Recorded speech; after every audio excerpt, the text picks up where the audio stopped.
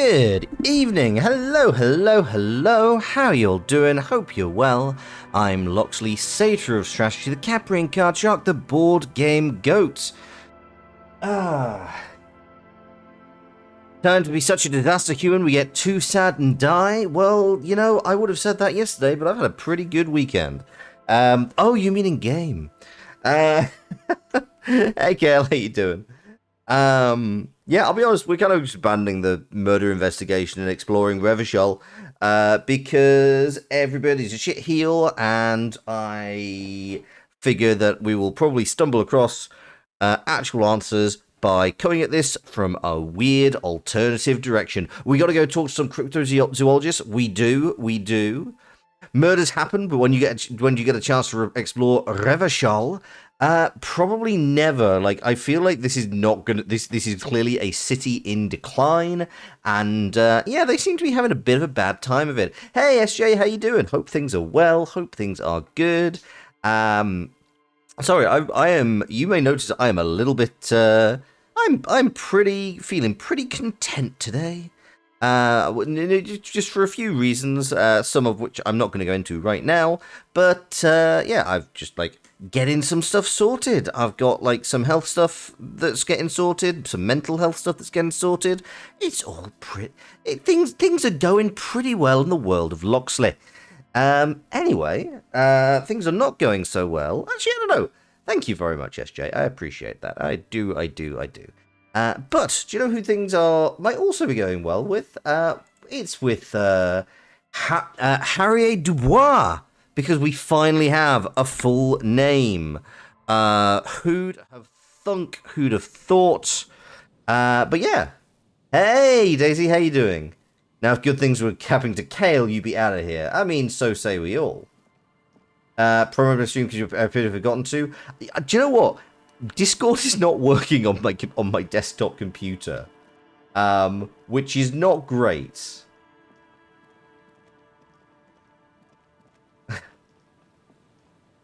We'll be pleased to hear nothing good ever happens to Kale.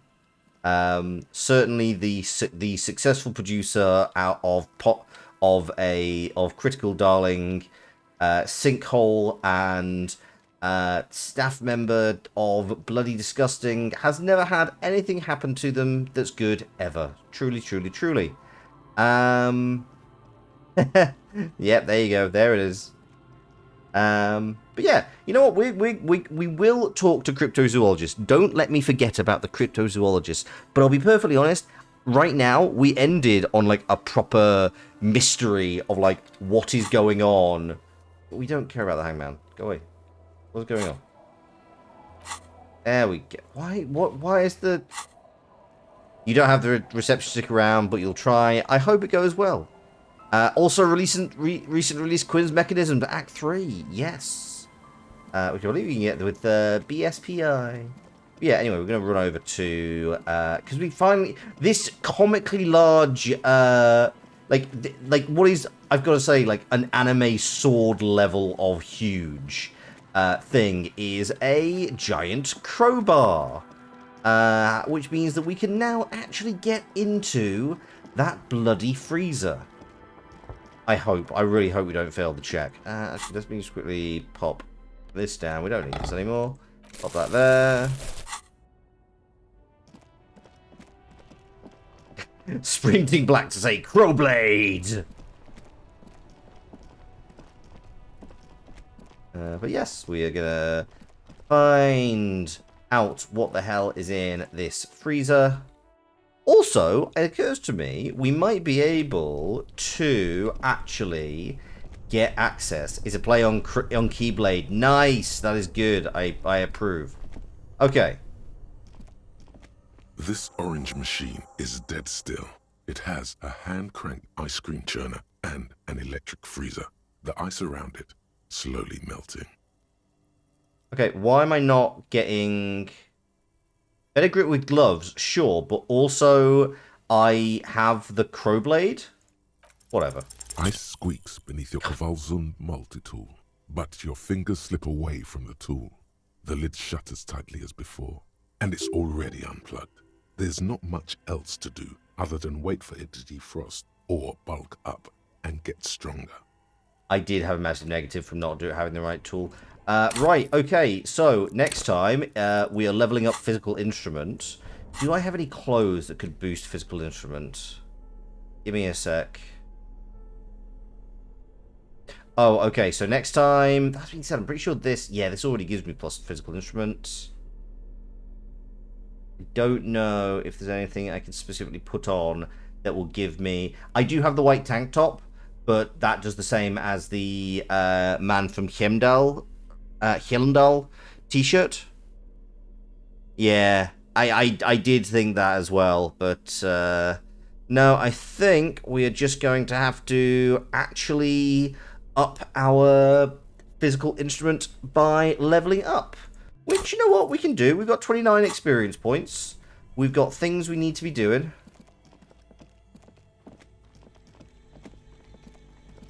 The bear's eyes are still glowing red. It's guarding over the freezing corpse hidden inside its belly. Okay. Ooh, I can try and remove the dead man's boots. I have one piece of suit of armor. I can get the second. But let's search the body one more time. It's a low perception. In fact, do I have anything else that gets me perception? Hang on. I must have something for perception. Both. No. That... Perception is a yellow.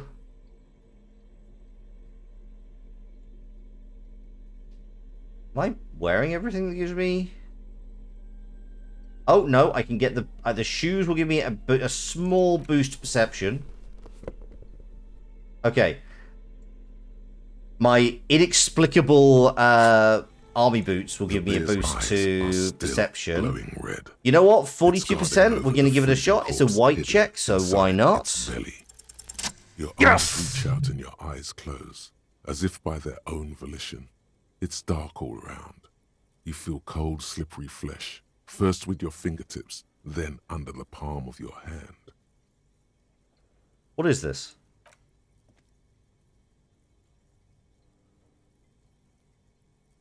His face, his cheeks, his nose, his fat, swollen lips. Like a spider, your hand crawls over his features. Everything is silent. Okay, let's put my fingers in his mouth. I'm not sure what I'm going to... Also, I feel bad sticking my fingers up the guy's nostrils, considering I'm wearing actual armored gloves.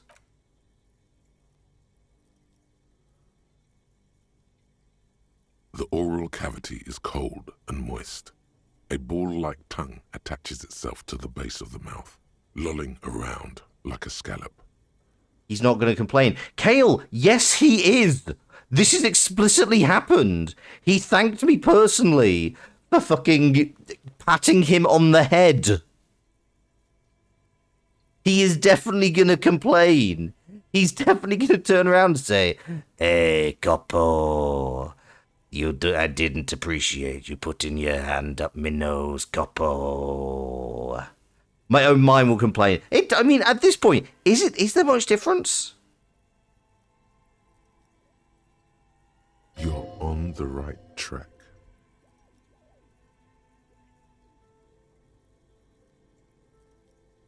The tongue moves freely in the cavity. The mucus of the mouth is slippery, delicate to touch. From the soft meat, teeth are budding. Hard pearls of bone in the gums and in the back of the mouth. Can you feel it? You're so close. Rip his jaws open now. Look in. Is the difference between me and other people? That's called solipsism. A vision of black and dark red death, pried open by your naked hands. They're not naked. With teeth. Looks like he's laughing. Death fumes rising from the throat. And there, in the back of his mouth, above the bell of the uvula, right in the soft palate, you see a hole, barely visible to the human eye. It is swollen shut, almost vanished. No larger than 0.4 centimeters in radius, the edges appear darkened. He got stabbed. An abrasion collar. This is what we're after. Abrasion collar. The lieutenant looks in. There's a pen in his hand. His notebook is open at the copy paper. He was killed before he was hung. Yes. Touch it with your finger. A black trickle of liquid runs into his throat from the wound. Put your finger Your in. index fits right in there. A tight tunnel of flesh opens up. Tissue damage. Wide enough for 2 fingers. As you push both in, you reach through his mouth, right into his brainstem. Brainstem? Yes, that's what this part is called. He got ice picked. He got ice picked in the mouth. You've seen the drawings. You've studied them. Okay, feel around The first. basal ganglia feels clumpy. What entered here has torn apart his reptilian complex. This man will never sleep again. Never wake. That's not how you do a lobotomy. I mean, it does the job.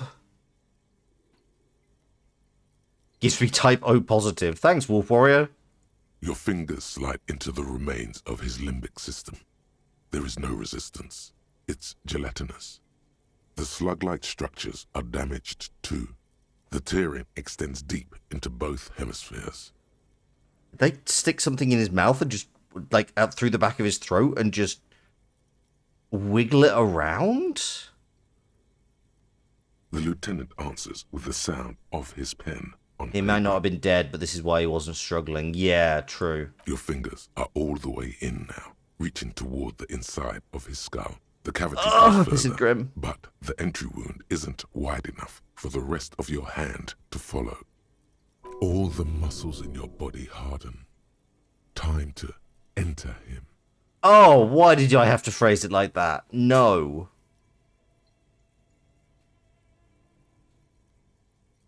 You'd like me to know you're eating? I mean, that's your choice, buddy. Your fingers reach toward his skull. His cerebral cortex feels like jelly. Cold jelly.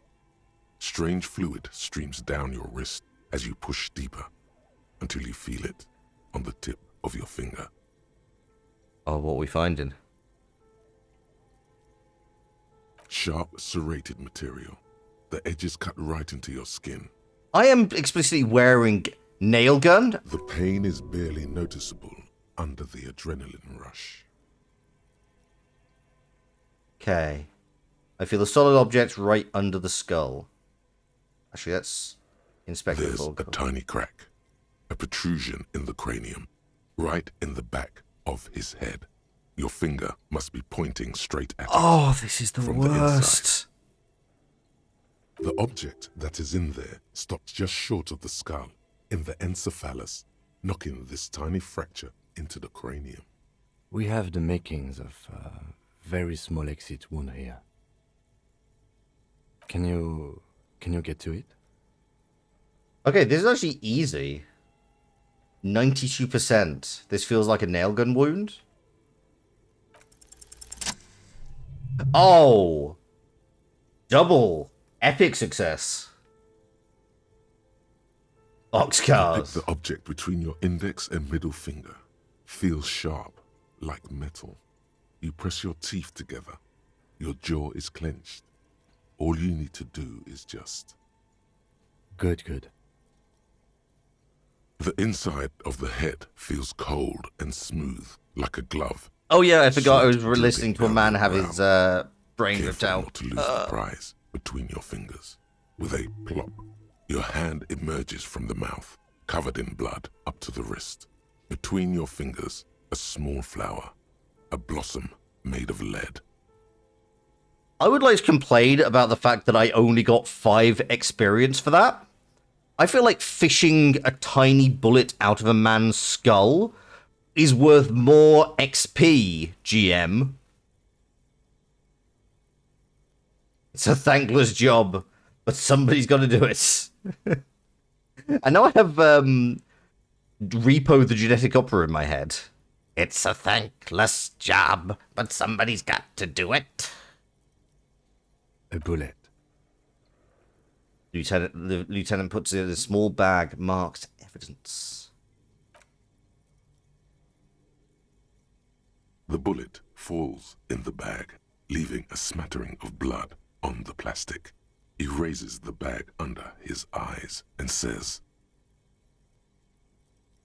Could this have been a very strange accident? Oh, I think it was definitely an accident. That's what, but we kind of already knew that. This was the we like our chief suspect right now is the Hardy girl, and we think this is an accident. And the other guy and the other unionists kind of got round and made it look like a lynching to prevent. Thought she killed him for revenge? Possibly, but also if she was just trying to defend herself and threaten him off. A non-caliber. Rifled. Some kind of brittle alloy. Fractured on impact. Keep it, Lieutenant. As a gift. No, you deserve it. We can log it later.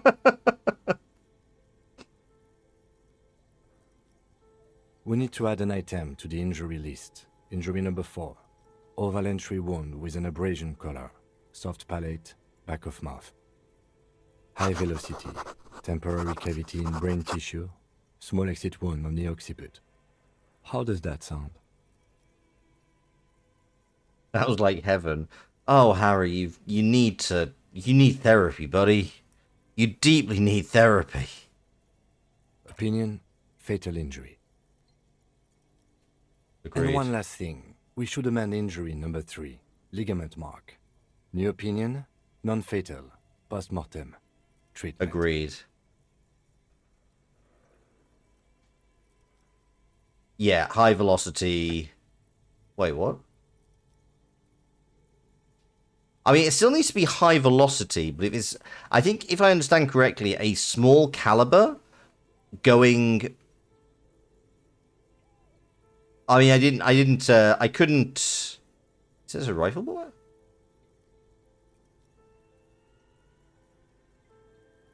No, he just says high velocity temporary brain cavity and temporary cavity. Oh, maybe. He's proposing the bullet was the real cause of death, and the hanging an attempt to conceal this fact. The ligament mark, a fractured hyoid bone, it was all treatment. Yes, and the belt around his neck. The hanging, even dragging him to the yard. All of it was done after this man was already dead. Agreed. I have had my doubts since you showed me the tracks. Why did they carry him over? Why not march him, I thought. There was no satisfying explanation. Mm-hmm. There have been other signs too. Small details. Everything is too neatly designed for us to assign probable cause here, as we did, full-heartedly. Well, no more. Hell yeah. There is, of course, the very real possibility he was both shot and hanged. Oh, there you go, Kale.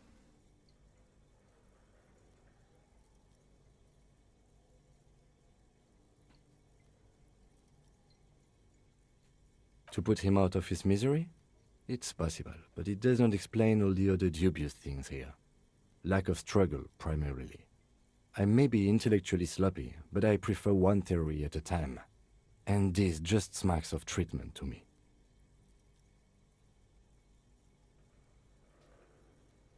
That's for us to find out. But this, it will make finding them just a little easier. Ah, because now we can go back to the Hardy boys and be like, why didn't you mention he was shot in the head? To hide something. The real killer? The real motivation? What really happened here? Oh, you really do. I'm glad to hear you say that. Your room in the Whirling in Rags should come with a bathroom.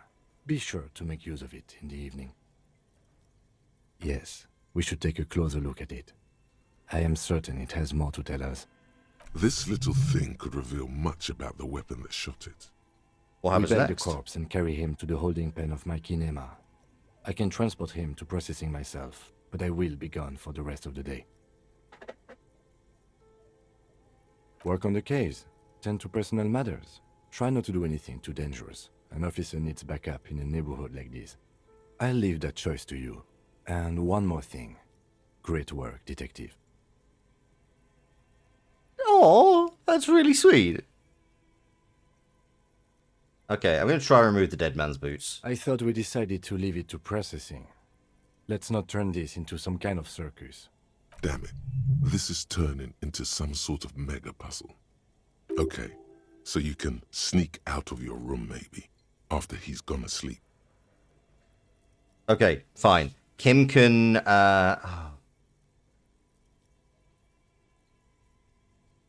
Okay. We'll close this for the time being, then. Ooh, we have an interactable. We have this bullet. The bullet is safely sealed away in a plastic bag bearing the RCM stamp. Kim has filled out the label on the bag with the item number, case number, and date and location the bullet was found. Beside his orderly handwriting, the bullet looks especially sad, like a tiny, shriveled head of cauliflower. Feel the The bullets in the squashed bag. bullet has some sharp edges where the jacket has split open. It feels cold, even through the bag. You wouldn't ordinarily have cause to handle jacketed bullets. The citizens' militia uses cast bullets only. Little pebbles of metal loaded from the muzzle, usually in a cartridge. Wait, what? Like a 17th century rifle? Slug, yeah. What?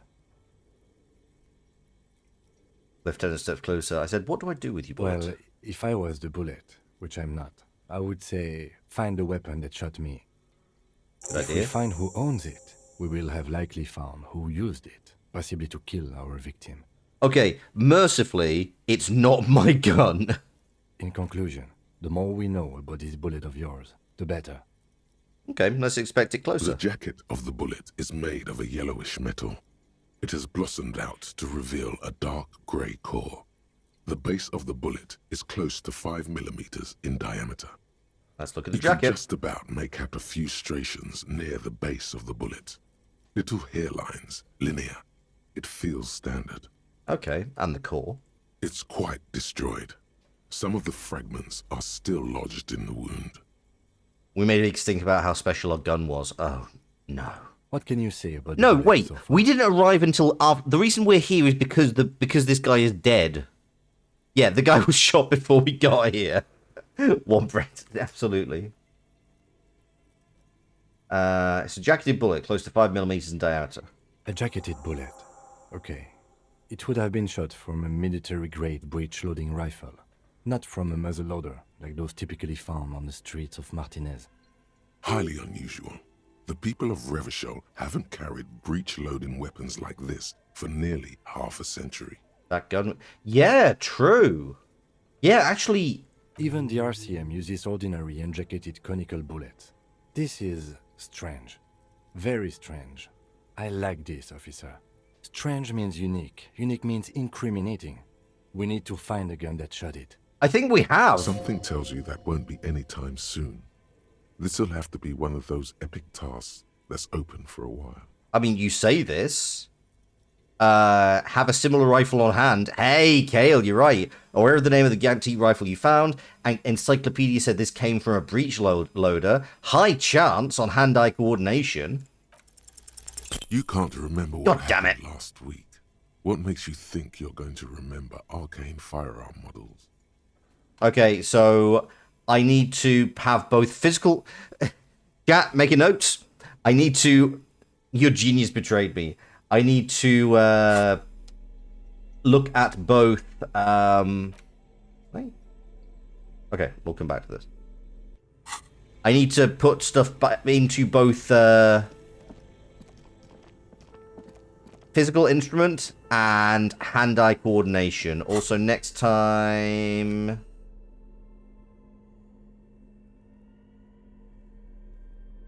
I'm just checking to see if there's anything I can put on next time to make things better.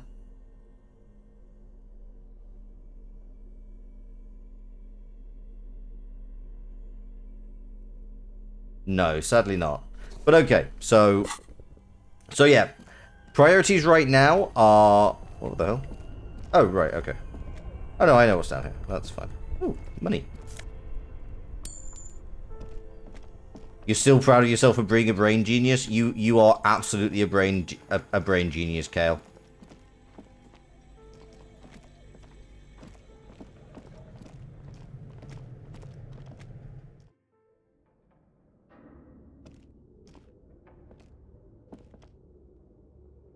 quick thought.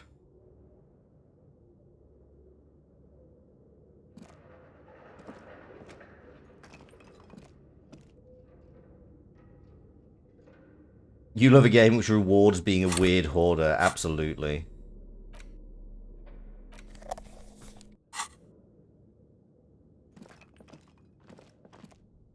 Tiles on the cube are still smoldering. Casting the framework, the speaker comes to life. Good afternoon. First, please repeat. Is this the production schedule? Good, thank you. Please repeat. How can I help you? Oh, wait, hang on. I don't... Shit. Good. Please repeat the password. Gonna give it a try. Good. I've unlocked the production schedule. After ending the call, please press print to access the filament. And this is why you don't use the same password on multiple systems. Really?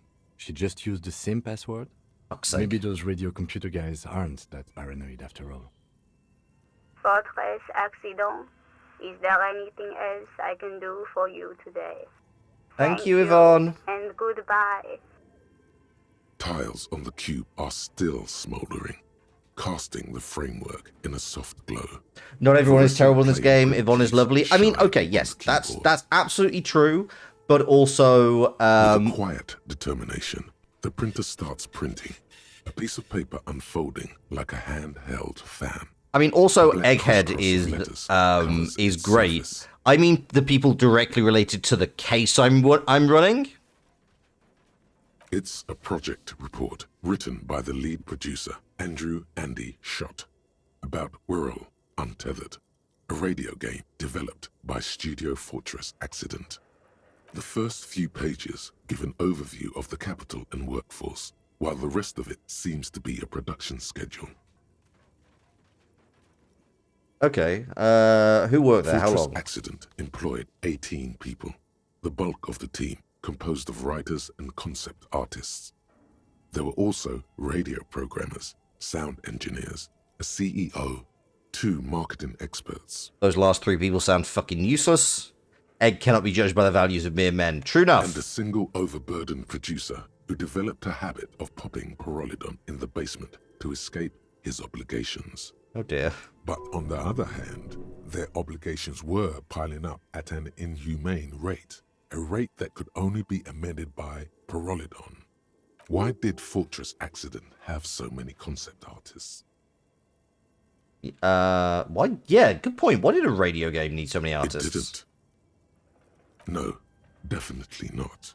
A few more producers could have come in handy though, Huh. especially when dealing with writers, some of whom routinely skip to work because of mental health issues and extremely unprofessional sleep schedules. Was this a con? One of them even managed to steal some valuable company property before skipping town for good. Are you objecting to be... Yeah.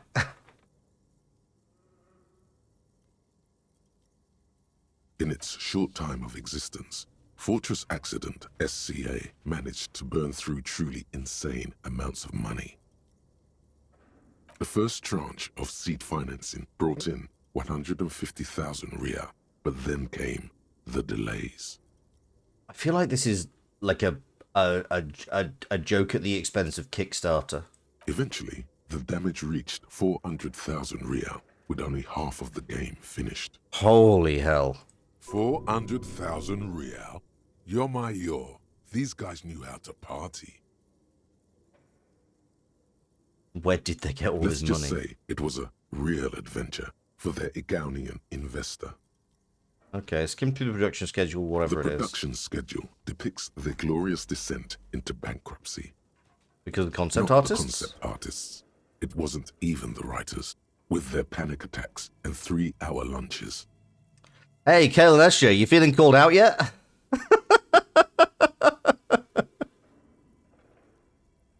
It was impossible not to fail. The project was too large, and no amount of money could satiate the ever-expanding ambitions of the development team. Oh no. They tried to make a 4 million Riyal game with 400,000 in their bank account. They thought they could bridge the gap with pure willpower and imagination. They couldn't. But they were done in by their own ambition. No. Even then, success remained within an ever-narrowing margin of possibility that, despite everything, never entirely disappeared. Ah. That is, until they discovered the Valley of the Heads. The what? At the 11th hour, the lead designer, Jimsk-born Suliswaf Jalisa, decided that what Wirral Untethered needed was a secret mystical location at the extreme edge of the map. Why? This place was to be the Valley of the Heads, where the heads of all the headless constructs could be found. The player would have been able to choose a head for their headless party member, and each head would have been voiced on air by a professional actor. Oh no. So many. The last count, there were approximately 10,000 heads for 10,000 headless men, all of which could be endlessly recombined. Oh no.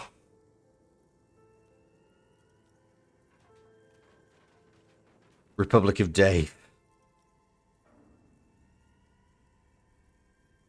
Well, yeah, that, and the catastrophic data loss. And that's the anomaly Suda mentioned. On the nature of the data loss, there's ominously little information in the production log. It comes at the very end, where things get fuzzy and dark, where tables and numbers seem to vanish into an eerie nothingness, before the Igaunian investors pulled the plug. What is clear is that one day, an unidentified numeric anomaly occurred on the East Insulindian Lintel front, just as the Wirral Untethered project was being compiled that day. Okay, and that caused all the data to get lost in the air. When the project was returned, it was completely blank.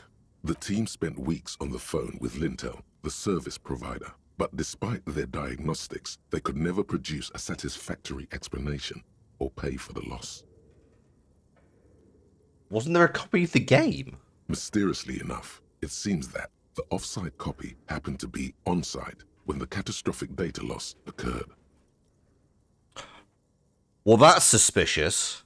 It was the lead programmer's responsibility to oversee weekly maintenance of the off-site copy and, well, keep it off-site. An explanatory note from the lead programmer has been attached. What does it say? Lukanen Kilda, the lead programmer of Fortress Accident. The off-site copy was on-site because there was no off-site anymore. Not for me, not after 8 months of crunch. Oh no. I didn't have a home anymore, so Oh, I no. started keeping it in the basement in the ice-bear Gee, refrigerator lived in the office. near where I went to sleep. It was perfectly safe there. The temperature conditions were optimal. Not very convincing, though. Her former colleagues would agree with you. Anything else from Suna?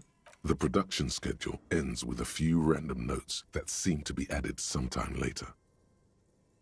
4 months later, by an unknown author. I am the only one left, and it's gotten rather damp here. A few other businesses have gone under, too. Slipstream switched to making skis, and the hairdressers just left, cursing Martinez. They're right, though. Something's seriously wrong with this place. Martinez, all of it. Still haven't got an answer from Lintel about what happened. All I could get were the physical coordinates of the error on the East Insulindian front on that day. Since the computation happened on air, I reckoned it had to coincide with an actually existing location. I have compared the coordinates to a map of Revachol West. Turns out it's only 800 meters from here. The address is Saint-Brun 1147. I am going there to look this thing in the eye. Tiles on the cube are still smoldering, casting the framework in a soft glow. Fluorescent play and print keys shine on the keyboard. Behind the hatch sits a cube-like crisscross of filaments. The filament slides out of its glowing nest.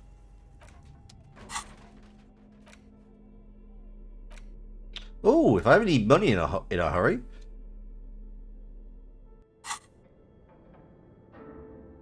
Okay, let's get the fuck out of here.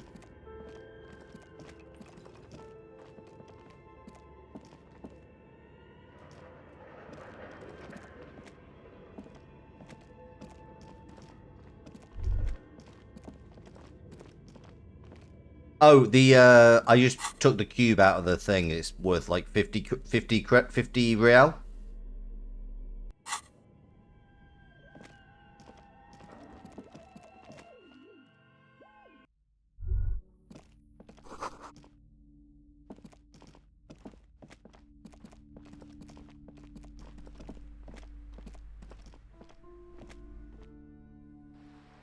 Oh no, I now need to go and, do I still have my room, or do I need to go and pay for it again? Kim, can I use your shower?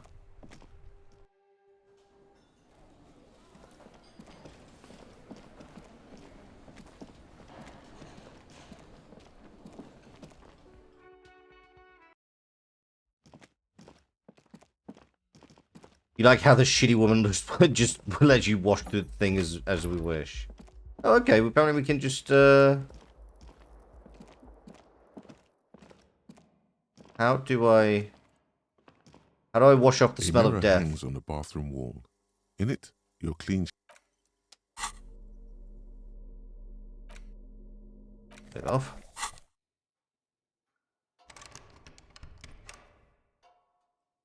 How do I wash?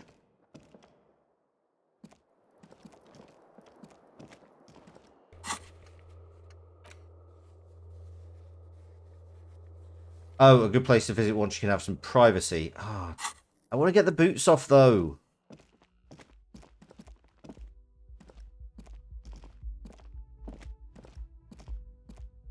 How do we feel about going like a day without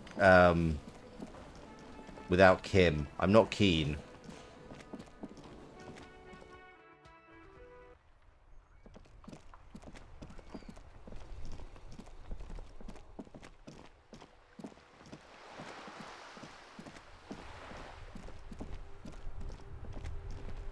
Right, let's go sort out these cryptozoologists.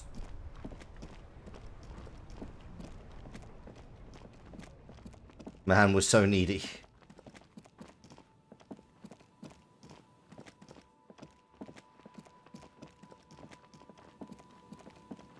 Also, we're fast as all hell. Like this is like the clock. I love that I find it funny that the clock does not move when we are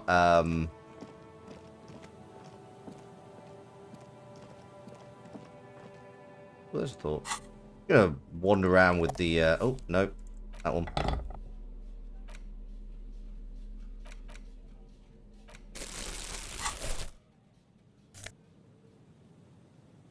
Huh. Empathy and empathy but less logic. Interesting.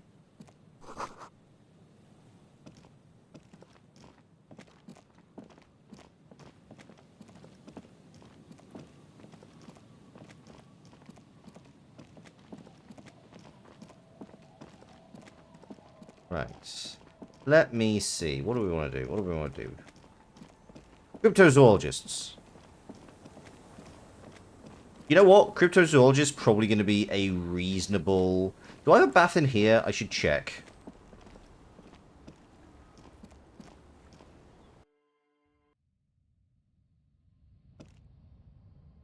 No, I only have the ability to wash... on to the shave table, my you face. see a bowl of water, a rough soap, and next to it, a small hand mirror. Oh, A I can do straight this? razor soaks inside the wash basin. Scrubbing all the necrotic tissue off your hands takes a while. The fingernails are especially hard. Death has made its way into every nook and cranny. Oh, good. Should have used gloves. I did use... Detectives use gloves. I'm when wearing they go gloves! rummaging around in I someone's was dead wearing brain. gloves when I put my head into his brain! The man persists, and finally, your bruised hands look clean and presentable. Sort of. The sudden absence of the morbid dead tissue smell is uplifting. Maybe I just sensibly took them off because I did not have... What are my glasses doing right now? +1 logic. Logic, I mean, probably doing okay for logic. Ooh, actually that's an empathy glasses. Maybe that can... Maybe I can actually organize the... finally solve the mystery that is Kuno. Right. Anyway, priority. Your wife has been wondering where the hell you were for 3 goddamn days. You dick.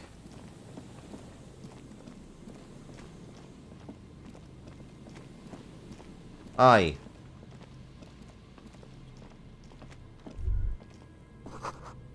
Here we go. Nice and easy. No way out, little guys. Not out of this jam. Oh my god, it's Discount Steve Irwin. There's a cylinder on the ground in which the man is arranging some netting. It looks like some kind of trap. He notices you. Who's there? Oh, the police. Hello, officers. Is that the police? Why are the police here? Gary the crypto fascist. Steve Jywin? Hey Thurk, not sure what the joke you're making there is.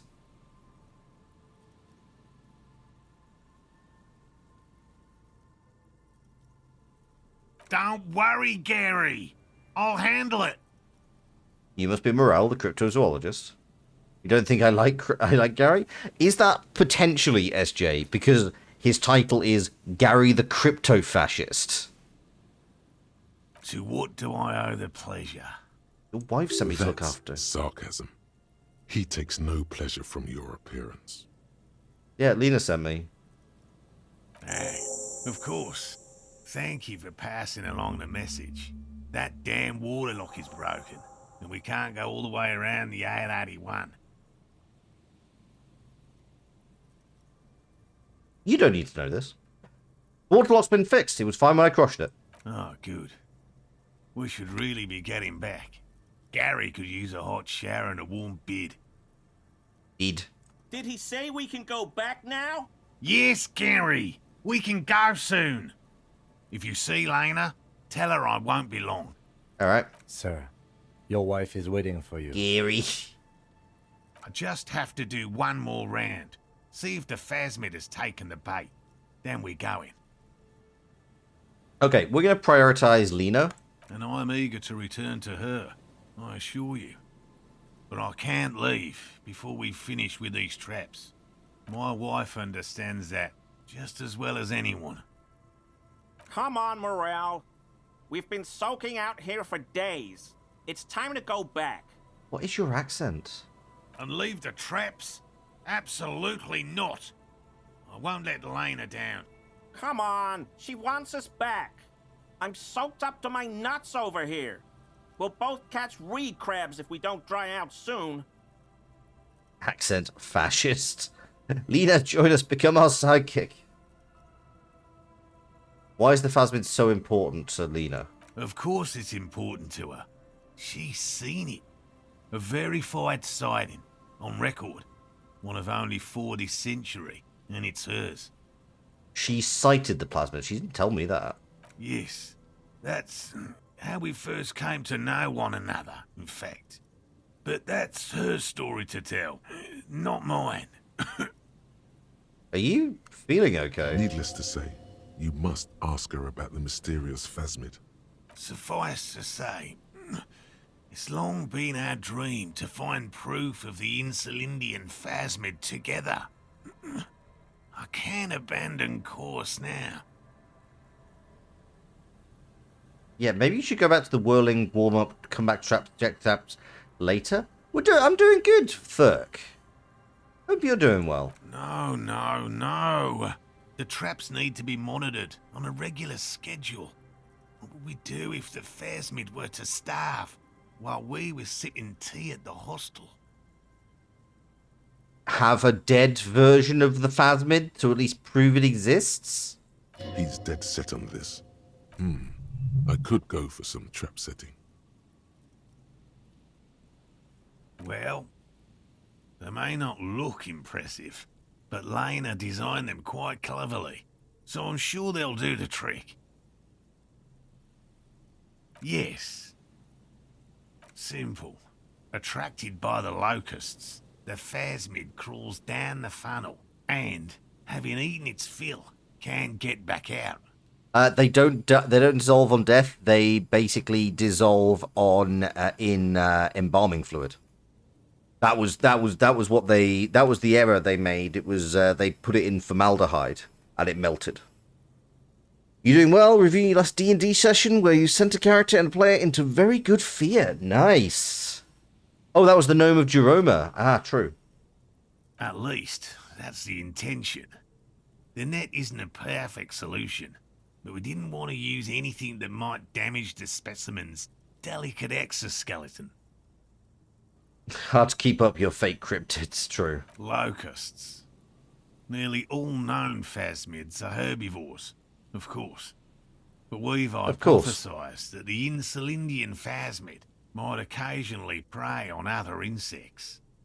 Inside the traps, a number of locusts crawl and tumble over one another in a tiny... Delicate exoskeletons. A meat-eating stick insect? Does it pretend to be the reeds as part of its ambush behavior? This seems unlikely. Okay, carnivorous stick insect seems unlikely. Thank you for your opinion. We have also included plant material in the traps to satiate your skepticism. Okay, what are you going to do if these traps don't They'll work? work, I assure you. The predatory hypothesis, using locusts as bait, accounts for the failure of previous efforts by other teams, which use plants. We have given this some thought. You've deliberately only targeted one character to get all the supernatural stuff, so the other characters are starting to doubt their mental state. That's kind of wonderful. I love that for you. The traps do seem to be deftly and thoughtfully constructed. It's... Yes. What? I didn't expect you to take such an interest in our work here, officer. Cryptozoology and detective work are very similar. Yes, indeed. Both require a great deal of research, attention to detail, and, above all, persistence. Okay, where are the There traps? are 4 in total. One is to the south, on this little peninsula, by the boathouses there. Another we set in Land's End, to the northeast. It's behind a small sand dune there, on your way to the old radio tower, after the church.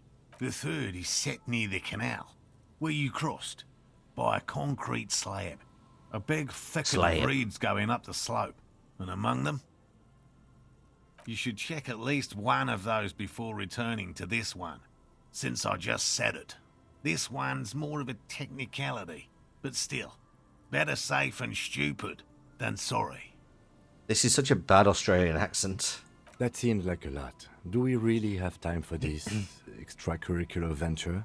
Aren't you having fun? Even relative to examining a week-old corpse, I'm not sure mucking about in the reeds qualifies as fun. But have it your way, detective. What do I do if there's a phasmid in one of the traps? Bring it to me at once. He's not comfortable with the possibility that you'll claim the find, but he's lying about this even to himself. That's highly unlikely, officer. But in the event you do, I'll spray you with a pheromone mixture I developed. Oh, I'm going to get shat on by birds. It's made of musk and research chemicals. The pheromone should attract the insect to you, or at least prevent it from bolting at the sight of you. It's quite potent. Will last you about a week. Okay, there's a point at which I'm like, no. Your choice. As I said, the chances of you encountering the phasmid are next to 0. But you feel you should have it on you. Something bad might happen. I just got the scent of death Don't mess off me. around. Take the pheromone. It will make you sexier. Oh, fine. He doses you with an odd-smelling spray. A double helping as you present your other armpit, then gives you a satisfied This nod. is the smell of dying reeds, of longing crumbling into the water. I better find somebody who's like hyper-allergic to reeds trying to strangle me. I hope you're not buying this. He dispenses it without letting you touch the canister, so it would be precious like holy water. It is precious.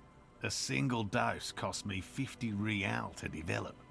Not that I expect you to understand self-financing one's own research. Hey, keep up with this, I'll throw your fucking plasmid into the sea. Right, which means you two can pack up and go back to the boiling. Whatever he thinks about this detour, it's clear that these men are exhausted and in need of assistance. Finally, someone's talking sense. Thank you for your help. Gary and I will start breaking down camp.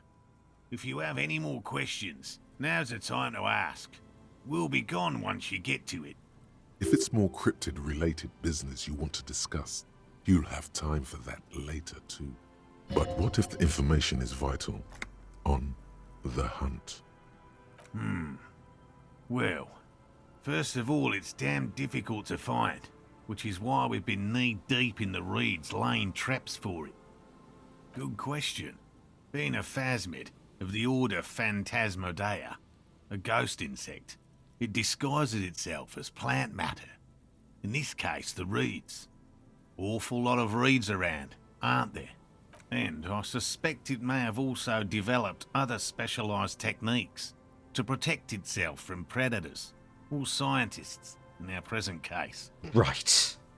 And these specialized techniques It's are... my hypothesis that it has evolved certain electrochemical defences that allow it to interfere with animal perception, impeding pattern recognition, confusing the visual cortex. Oh, so it's a psychic stick insect. But I cannot describe how these defences work, much less how they evolved, without studying a live specimen. Yes, it makes perfect sense. You're beginning to suspect there's something paranatural about this phasmid. I'm expecting it to be quite giant.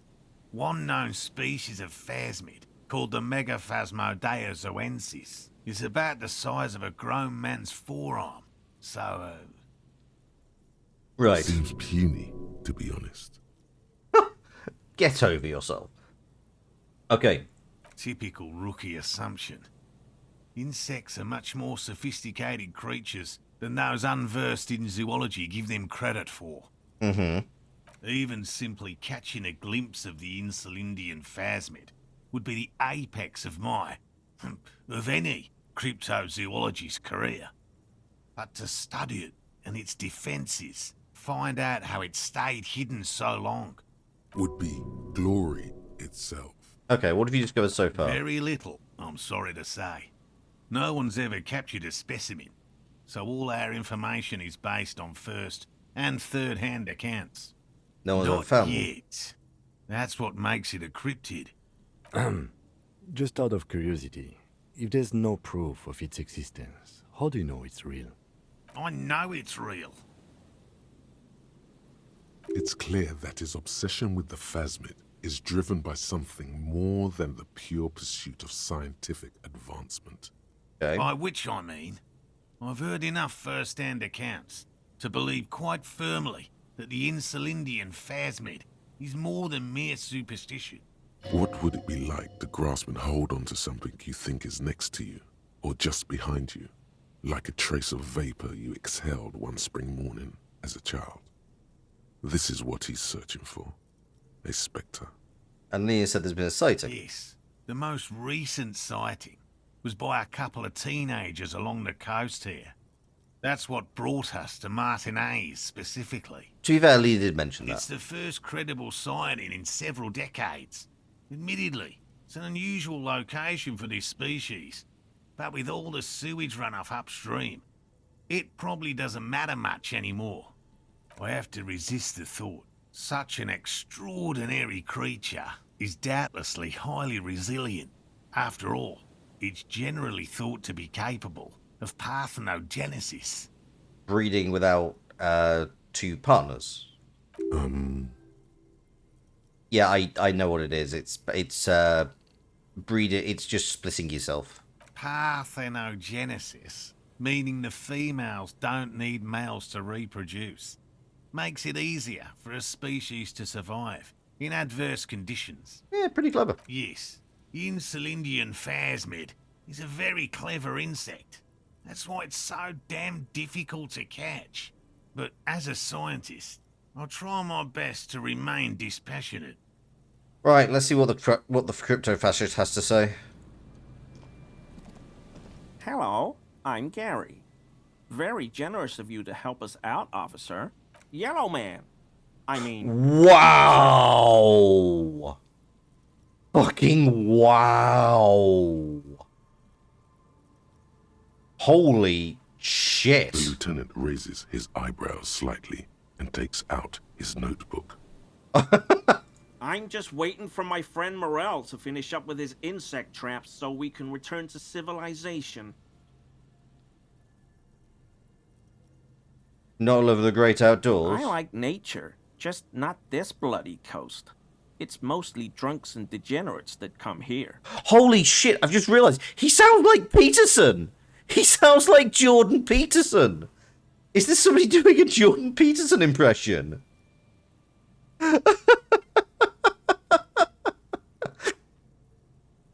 Degenerates, this man respects authority too much.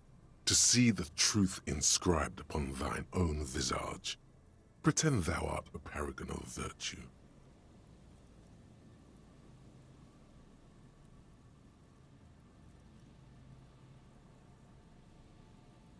Okay, I'm happy to lie to a fascist. I've been tempted on occasion, but someone has to stay strong for Revacol. I bet you only eat meat as well. He pronounces Revacol with a hard K, unlike other people. I like to pronounce it the hard way, the old way, the Vespertine way. The stupid way. He winks at you, trying to relay some hidden message, inviting you to mispronounce it too, perhaps. It's odd. It's a secret rite, a very fringe nationalist handshake, probably. He's a return asshole, yes. Oh, so that's what the RCM in Martinez is about. Great. Great to hear someone's finally taking care of that. So you do know something about it? No. Nothing. He was some kind of mercenary. But everyone here knows that. I'm just glad to hear you're looking into it. He didn't kill him or anything, but there's something going on here. You were surprised to see my colleague. Not many Sealites here, or anywhere, other than Sale. I meant no offense, truly. Was the racist cup in the trash his? Maybe. Do you remember how, when we met Measurehead and I said the next racist will be a really good one? Yeah, I distinctly do remember that. Well, this is that racist. Will you get us 3 Gat Rishes, Gary?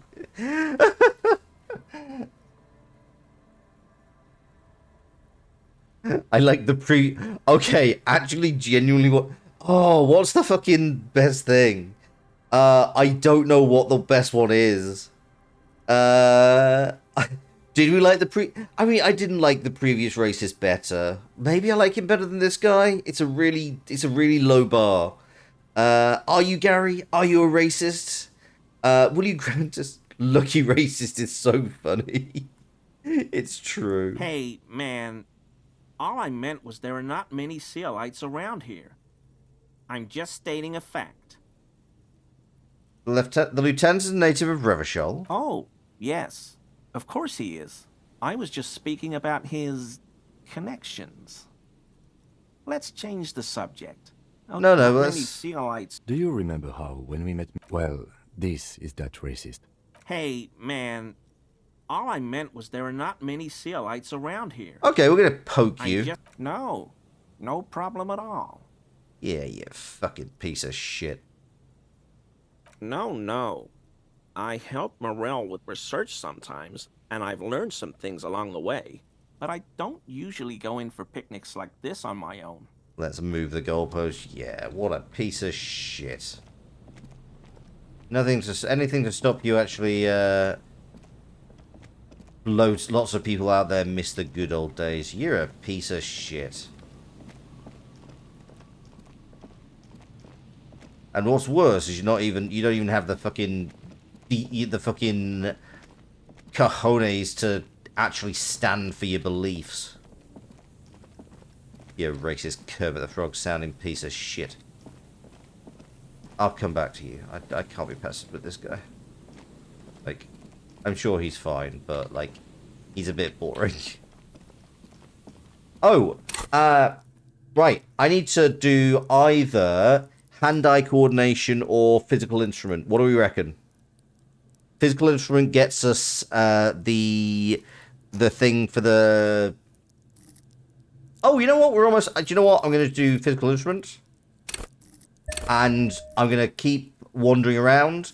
And then I'll put hand-eye coordination. Because we're already at 79 out of 100. So, yeah, screw it. It's fine. What happened to Gordon Lightfoot?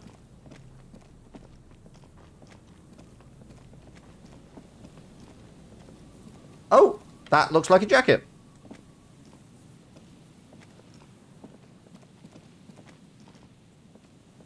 I don't know who Gordon Lightfoot is, I'm afraid. This is how you found out. Oh, God.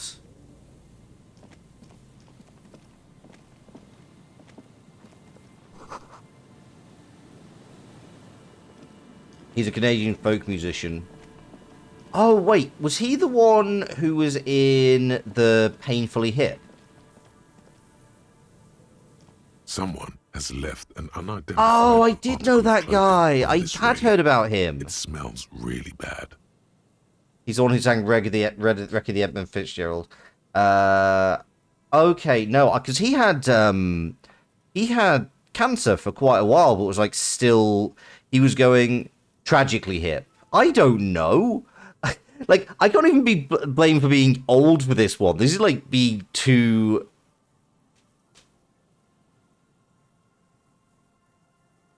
Yeah, there was a... Hang on.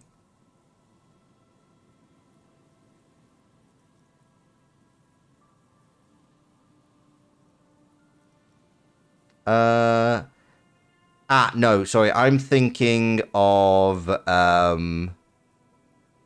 Yeah, sorry. I'm thinking of Gord Downey. The Tragically Hip are a Canadian rock band.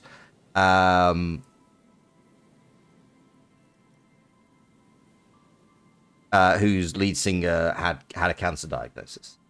But yeah, I'm sorry for Canada's loss. Take a It's closer look. streaked with dried seagull shit and tangled with pieces of seaweed. A dangling arm suggests that there might be a jacket beneath the crust of filth. It seems likely that it was left in the surf until someone laid it out on this fence to dry out. Unfortunately, that just seems to have stiffened it into a shapeless mass. Please tell me you're not taking that with you. I'm sure he'll be thrilled to have it returned.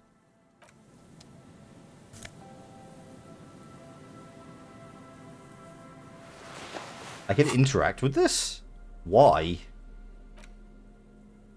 Is the one thing you and Kale can agree on. As you hold it in your hands, it makes an uncomfortable crunching sound. How did this get so It's a sordid, disgusting? filthy tale, not for the weak. Are you sure you can stomach it?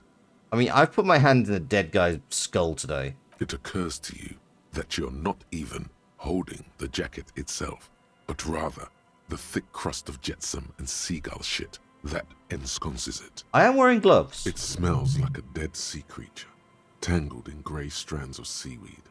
It must have spent quite some time in the water before the tide deposited it ashore. Okay, but what's the crust made of? Somehow, it was carried or dragged to the boardwalk. If not by human hands, then perhaps the feral dogs that prowl the beaches at night. The faint impressions of many footprints are also present, though it's impossible to tell what kind or how many. Suffice to say, the jacket spent some time on the ground before someone draped it over the railing.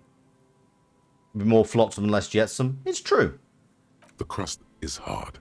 This jacket spent at least a day baking in the... Somewhere, high above the city, a pair of seagulls trace loops through the air. They are like the bombardiers of the aerostatic brigades, Okay. gliding above a target-rich environment. All of a sudden, the Bombay doors open. Splat, an explosion of white on a man's shoe. A curse goes up, but the birds do not hear. Why did I spend all this time thinking about seagull shit? It's too late. You've already thought about it, and now your hands are covered in muck. Ew, ew, ew! Now you're just flicking that shit everywhere. This is a disaster. You'll never get the smell out. God damn it. That guy better fucking appreciate me finding his jacket.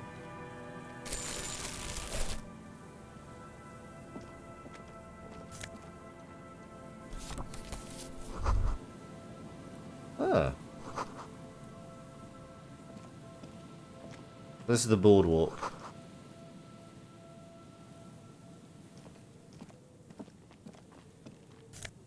Oh. Encyclopedia. Vagrants have recently painted the tarp red. Water drips from it. Tear! Amazing. Okay, there's actually nothing else on here. Let's run back over to the idiot death spiral. Idiot doom spiral, even.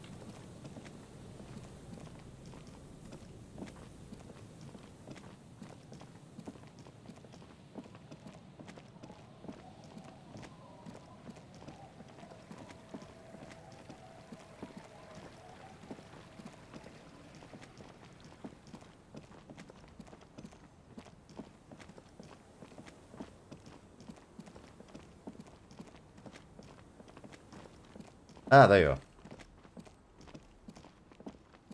Tequila sunset. Ah, tequila. I knew you'd come through. That's fucking great, man. Here you go. Let me see. What? This isn't my jacket. My jacket was beautiful. This is fucking filthy. What am I supposed to do with this? Wait, what do you expect? You left it outside for a week. I'm not taking a disgusting pile of hobo rags. I may be in an irrecoverably decaying orbit, but I've still got standards. Do you? Either bring it back the way it was before, or find a dumpster to burn it in. You know, despite the guano, it looks like the jacket itself is stain resistant. It may just need a good scrubbing. For fuck's sake. God damn it. Can we wash it in the sink? Yeah, that's pretty much where I'm at with this.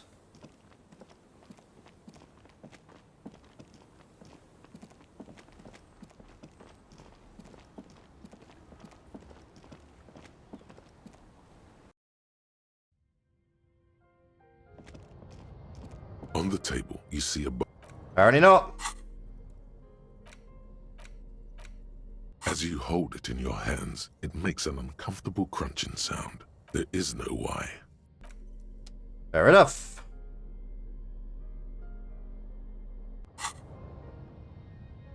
Apparently not.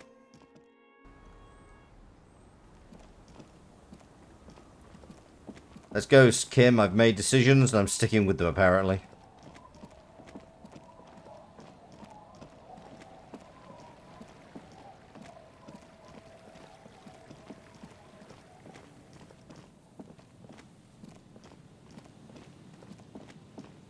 Right, boardwalk, church. What's up here?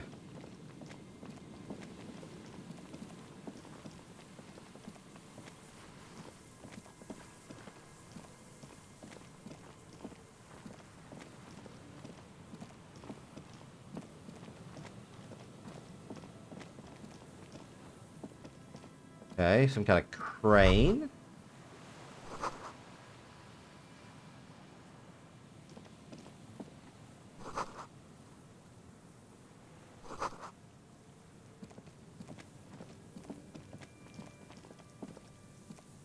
I can go up there. Let's have a quick shufty in here, see what's going on. Door, worn by elements, guards the depot. The wind has blown a sand dune in front of it. The door hasn't been opened in a long while. You see a handle. What is this It's thing? military, a service depot of some sort. You The service what? washerwoman mentioned a depot up the coast. She said it was for moving ammo and cargo across the bay. This might be it. Interesting. We might want to come and look at this more because I'm thinking ammo, rare types of old ammo, are potentially going to be stored there. Oh, a shirt.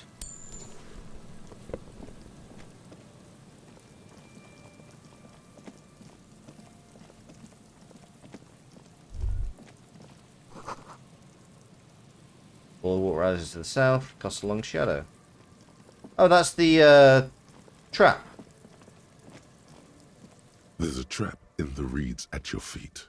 Looks like the same one you saw Morel set before. Same mesh, same wiring.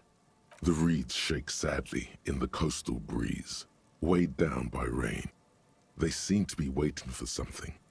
The wind picks up here, near the Cape's end, surrounding the narrow strip of land from 3 cardinal directions.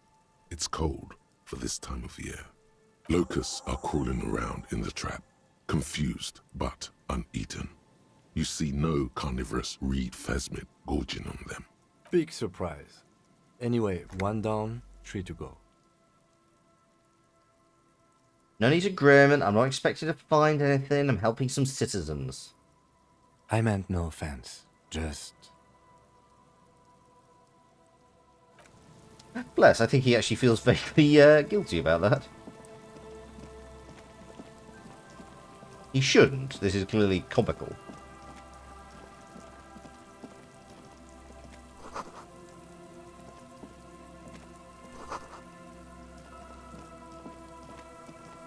Oh, what's this? Rusted control box for the radio relay tower. Oh. Yeah. Okay, don't wear the scented scarf.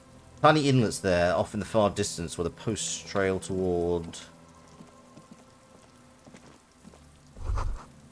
2 rusted climb, sea air's eaten away. Coordinates boat traffic in the bay. Okay. Nothing particularly interesting here. Tiomutiri seems important somehow. Okay. Tiomutiri. Yeah, just one of those things where it's like worth checking everything.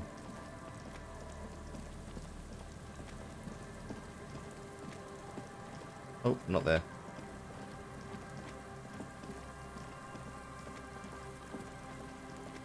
Okay, so this is an interfacing check, but it's super hard, so we'll have to... Actually, maybe if we chat with the old woman.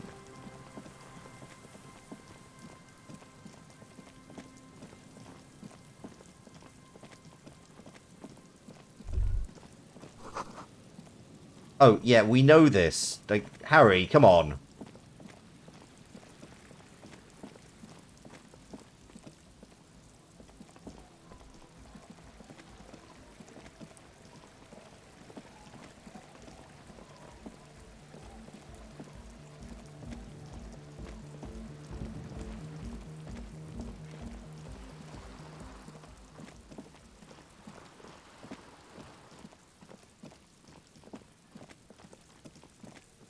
Okay, the cage was not here, which is unfortunate, because now I have to go back around. Do I have an empathy thing I can do with you? Hello again. No, I need more points in empathy. That was the wrong thing. Yeah, empathy definitely. So, currently looking to boost my hand-eye coordination and my empathy.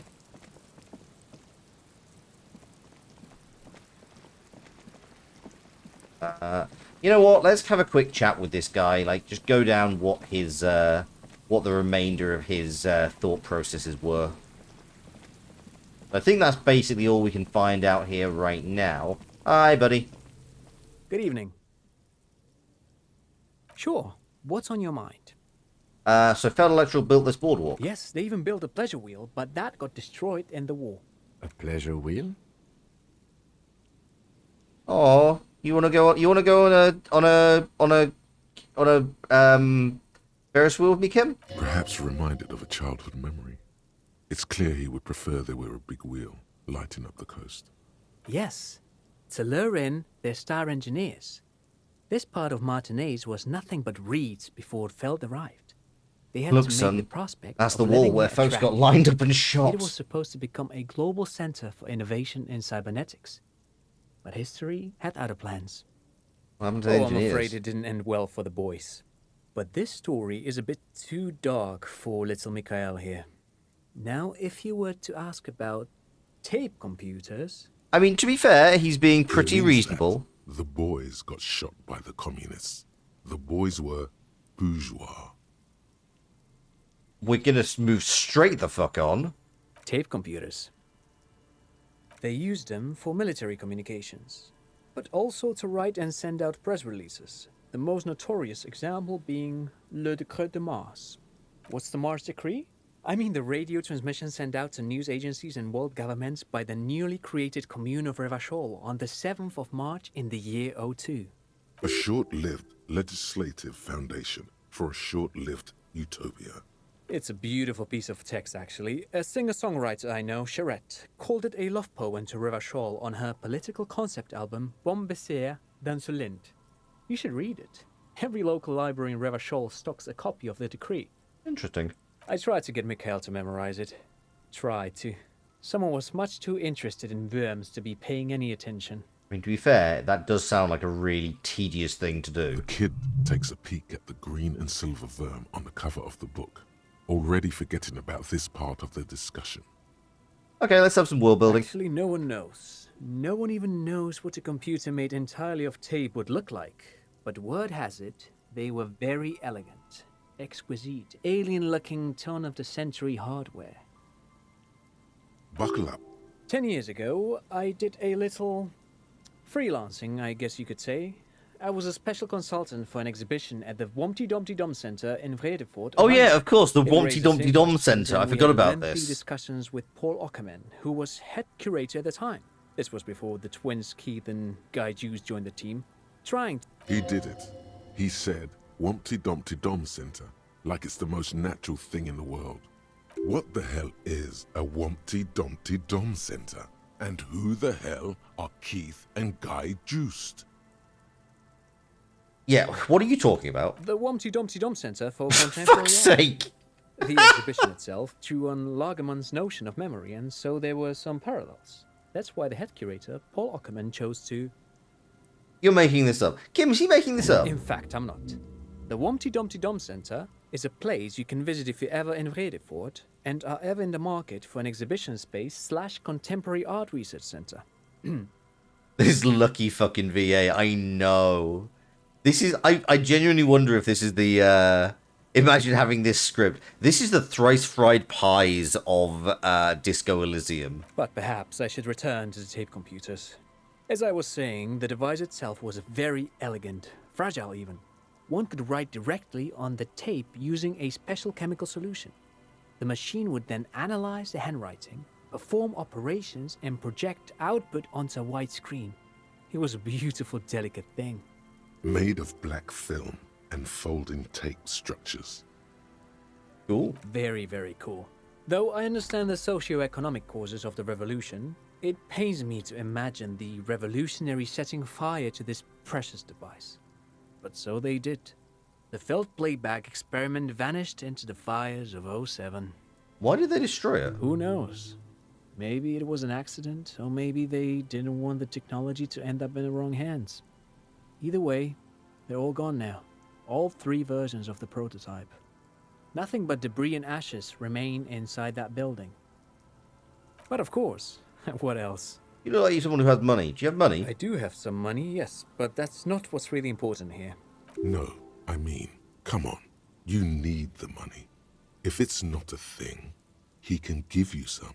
Could I have some of that unimportant money? I want to buy a board game. Oh no, I don't have it on me, officer. I was talking in more general terms. I'm just spending time with my kid here, showing him around the lesser-known parts of our hometown. It wouldn't be wise to carry huge amounts of cash on such expeditions. Not that he would have to worry about being robbed. He looks surprisingly buff. Does he work out? By the way, do you work out? I do some Lomantang stick fighting now and then. Huh. Lo Mantang stick fighting is a form of martial arts originating from the island of Lo Mantang. It uses slender wooden sticks for confronting the opponent. Oh, so it's kind of like, what is it that Nightwing does? It's literally, it's literally the Nightwing's fighting style. Eskrima. There we go. Eskrima. He uses a screamer. Thank you. No, kendo is one long stick. Actually, a great many cultures have their own version of stick fighting, such as the sacred Mabolo tradition of the Harli people. The name deriving from the butterfruit tree traditionally used for crafting the long, slender sticks, whereas the sticks used in other cultures. I mean, I'm also not a martial arts guy, Kale. I just said that's the in-universe equivalent of the martial art Nightwing does in comics. You doze off as he paints you a comprehensive picture of the history of stick fighting among mankind. Man, he's good at speaking. People must love him. I believe we established last time this guy was like a radio, like a speaker on various radio stations. But anyway, I'm boring you with details again. You were saying? Well, I'm not really interested in the practice. I just want to know how often you work out. Lomantang stick fighting is a little like a Berolidin addiction. I've been practicing it for nearly 20 years now, so you could say that my doses have grown a little peculiar. Best but in DC Comics? Absolutely. Wait, what does this man know about Pyrrolidon addiction? Rolled addiction, what an interesting metaphor. You got me, detective. But my history should hardly come as a surprise. Dad's fighting with sticks every night after dinner for 4 hours. He has a special room for that and a special costume. Hey, but you should be a producer. That's right, Mikhail. It also has a meditative quality. Helps to clear my head. But anyway. Okay. That was a weird little side story, but I guess we have more information about the world.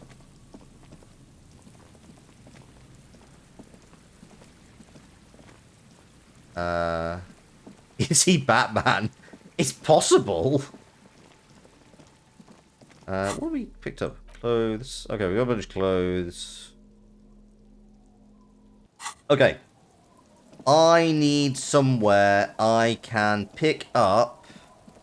Oh, actually, you know what? You know what I need? Oh, actually, first... Our tenant, the policeman. I hope the waves don't keep you up at night. What can I help you with? Oh, yeah. You're a washerwoman. I can wash it for you. But it's going to take about a half an hour. Think you can stay put for that long? I mean, sure. No, we must run around ceaselessly. It would be torture to stay put. Thank I could you. use a breather. It's been another track and field day. Yeah, wait. Well, hand it over then, and I'll see what I can do. Must say, I'm proud of this one. It's pretty nice underneath all that filth. I hope you take better care of it than its last owner. I'm about to give it back to its last owner. I apologize. Is this your brain? God, it's possible.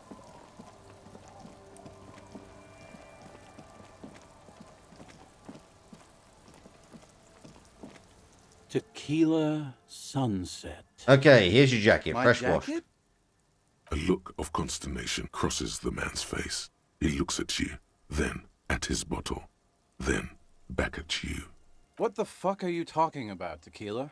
The fuck are you talking about? Rosemary, what the fuck is Tequila talking about? Hi, that's the jacket you stole 2 weeks ago. From the kid who was making it with his gal on the beach. That's disgusting.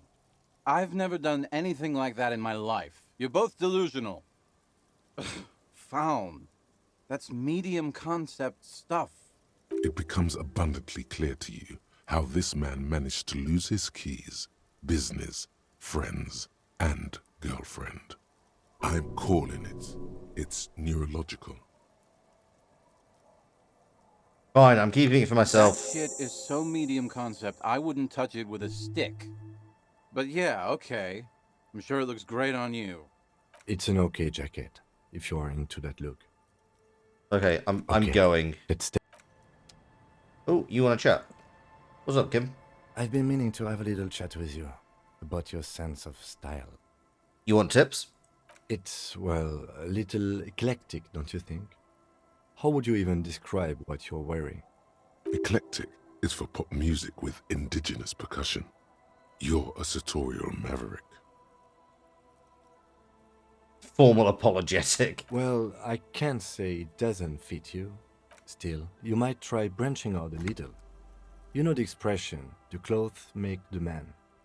The right outfit in the right situation can make all the difference in the world. Okay, you're a sharp-dressed man. Could we be Sal buddies? Let's not get ahead of ourselves, detective. A warm smile. Anyway, we should probably get back to the case. Kim, Let's you go. really are a gay icon. You're not wrong. Actually, do you have anything more to say? No, you. Rosemary. The legend! He's back! And for... No, we don't need drugs. Trying to actively not.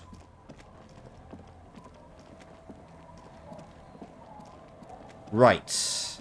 Is there... Oh, you know what I can do now that I have the, everything washed off?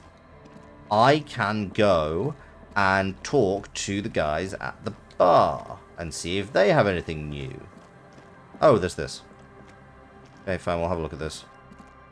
A familiar apparatus lies among... The reeds bend forlornly toward the water. Okay, so nothing The there. constant, distant song.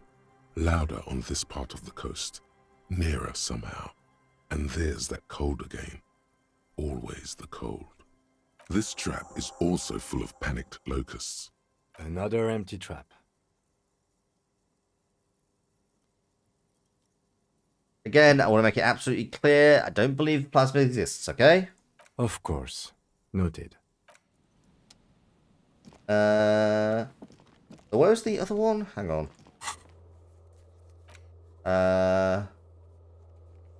West of the Fell building. I know where that is.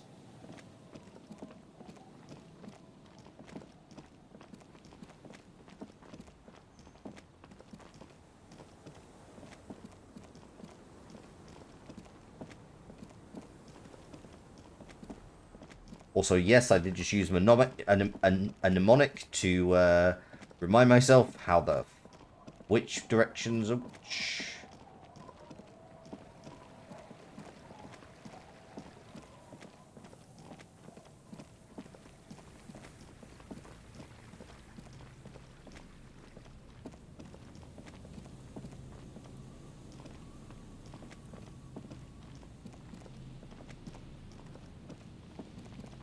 Down here? We got a physical instrument. Have we tried to bust open the ice cream machine? We're going to go back in that direction, yes. This trap's not too hard to spot. Behind you, the ruins of a residential building rise over... When this district was booming, the reeds were kept at bay. Nothing obscured the freshly painted facades. Nowhere for drunks and adventurous teenagers to hide. Now only the wind blows. Nothing but locusts in this trap. Empty as all of them. One more of these and we're done. Of course. Noted. I told a dude I'd do this, Kim. Leave me be. Look, we have found 45 cents. This is the last of the traps. The one Morel just set. The reeds hiss and shake in the darkness. It's good the cryptozoologists left. This isn't a very cozy place to stay night after night. What's he been staying? The later it gets, the colder. Remnants of the camp can still be seen in the sand. The fire that's gone out. The trap feels light and silent as you pick it up. Something is different here. Oh? No locust. Oh? No phasmid either, but still. Look closer Well, still. The bait worked on something. This doesn't mean it was a reed monster, though. Unless you see one in there, I just see an empty trap. The netting is a little untidy, messier than the others. Like someone or something picked the trap up and shook it before dropping it back down on the ground. I get the feeling someone or something may have messed with the trap. Perhaps our cryptozoologists have competition in the form of an actual entomologist. True. Or someone else is sabotaging them. I could present more theories, but then I would be taking this on as a case, which I'm not. Yeah, it probably wasn't the phasmid, but Morale We should probably did, know. sort of, promise to tell them, didn't we? Okay. Do I have? Can I just go? How do I fast travel? There's so many. Like the availability of fast travel in this bloody game is so bewildering.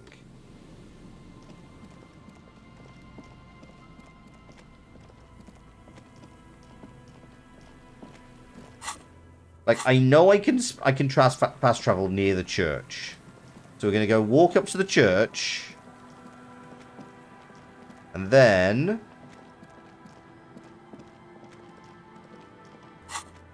yeah, now I can travel. Now I can fast travel. What on earth? Why? Screw it. Ridiculous. Right. Physical instrument. Let's crack this motherfucker. Wide open.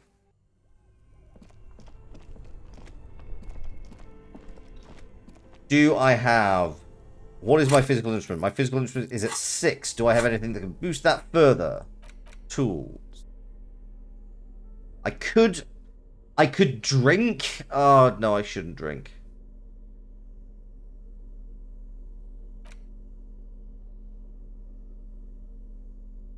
Alright, just quickly going through, make sure. Physical instrument, that's nothing new.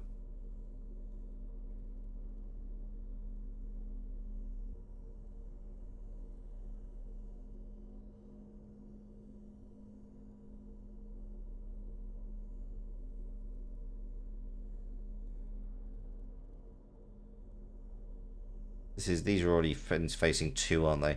Okay. Click. Let's try it. This orange machine is dead still.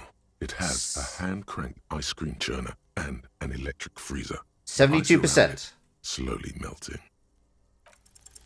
Ice grows hey! The strain of your giant Gewalzund multi-tool until the lid cracks open. Darkness lies inside, but you can faintly make out an object, intricate and foreign, left there for a sub-zero beauty sleep, a filament memory with the words off-site copy written on its side. Disappointment washes over you as you stare into the almost empty ice cream maker. You gently lift the cube from its frosty bedding, careful not to damage it. We should take it back to Miss Lukanen killed as soon as possible. Yes, but aren't you curious to know what's on the precious filament? There's a radio computer upstairs. I mean, I am, but I also feel like maybe she'll tell me.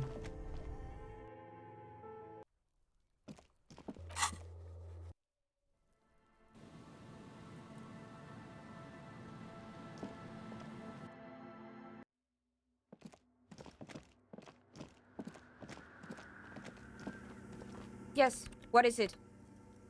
Yes? Thanks. Looks like it's the one.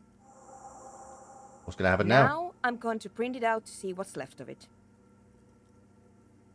Wait, no. That's dangerous. She shouldn't do it. Okay. No, it's not dangerous. Just depressing. Yeah. I have a theory. Lintel was able to divine the anomaly's location from this broken copy. I want to repeat their calculation, only this time with better equipment. Watch. What an... The paper starts filling out with ink, soaking it in a gleaming blackness. Not a single line of data stands out. Now what? Sorna doesn't reply, her hands running over the printout. She's looking for something. For her morning star. Eyes scouring the millimeters. See, the thing is, whenever Inland Empire tells us something's wrong, it's never really like... it's always just... it is wrong and going to be mentally harmful / devastating. And I think that's what we're realizing. Here. I found it. Where? Hold on.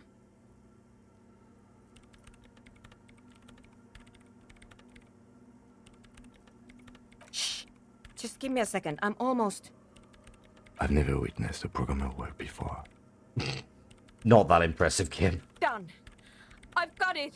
I found the location of the anomaly. Oh my god, congratulations. Thank you. Where is it? Where is your 2mm hole in the world? There, in the swallow. Gone to the other end of the church where a group of water bowls forms a ritual. So it's exactly where you thought it was. Think you can help me again? Sure? I need you to go move those water bowls for me. I need to double check my calculations. What an interesting proposition. Truly a task for the intellectuals, solving the puzzle of water bowls. Okay, sure. Figure it out? No. I don't need you to figure anything out. I've got a computer for that. Fair. Just walk over to the circle and follow my instructions. Move the third bowl 2 centimeters to the left, and the fourth bowl 5 centimeters to the right. This should do the trick. Third bowl, 2 centimeters left, fourth. So 3, 2, 4, 5. What? She only wants you to follow instructions. Nothing intellectually stimulating in this task. I mean, no, we're just going to say no problem.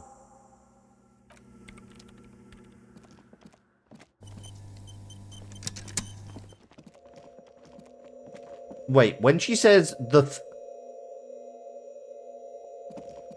It's awfully silent again, as if someone turned off the entire world outside those walls. Measurements have been marked down around the bowls. Oh, okay. Each chalk-drawn line representing a centimeter on the floor. Okay, move the third bowl from the left 2 centimeters away. It moves like a ghost without creating a single trace of sound. This task is an insult to your mental skills.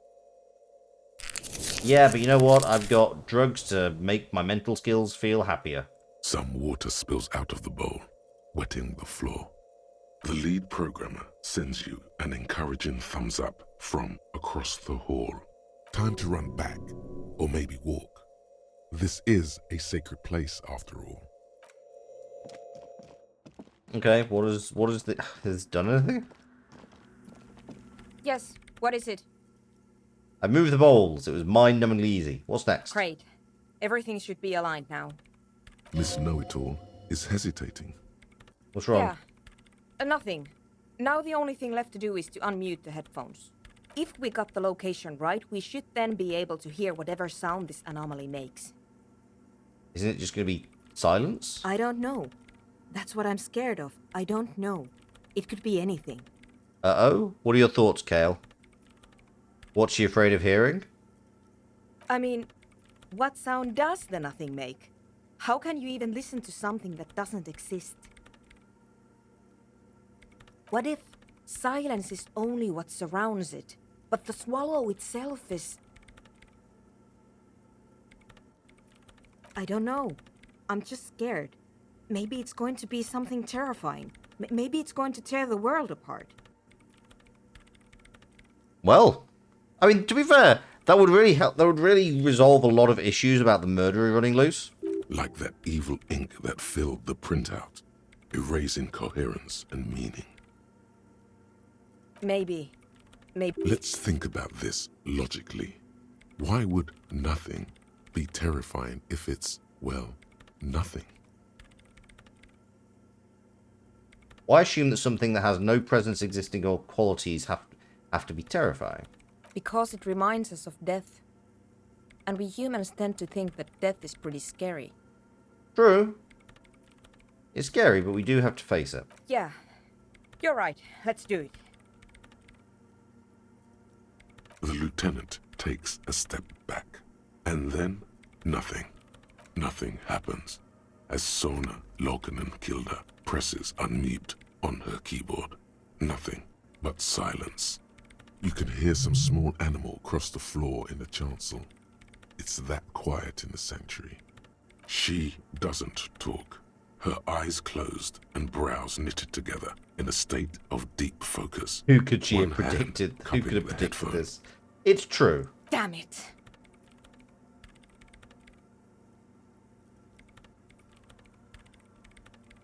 At least the world seems to still be alright. Yeah. Nothing happened. Let's move on. Despite her fear, she was hoping for something extraordinary to take place. You find the swallow? No. My hypothesis was wrong. According to this, I should have heard something, if I got the coordinates right. Like I said, silence is only what surrounds it. But this This is just another failure. Silence sounds like silence. That's all it is. You can try on the headphones. See if you can hear anything. But don't get your hopes up. Silence is silence? You're sure there's more to it? This can't be it. You should have a listen. I'm going to come back to this. Because I'm pretty sure I have perception clothes.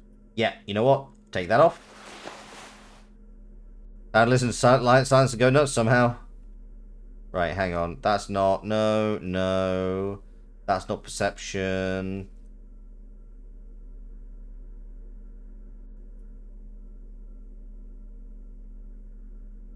Hang on. Oh, in fact, my boots are perception. Time to edit a podcast.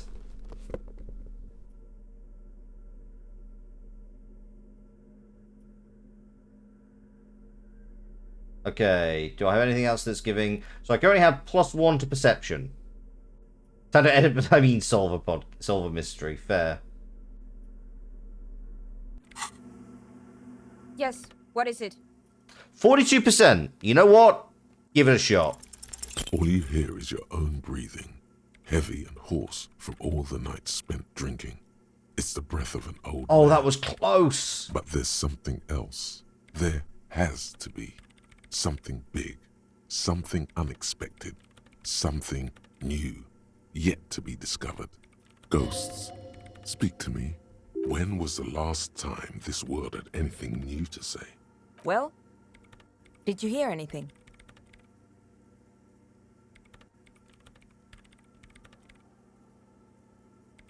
Yeah.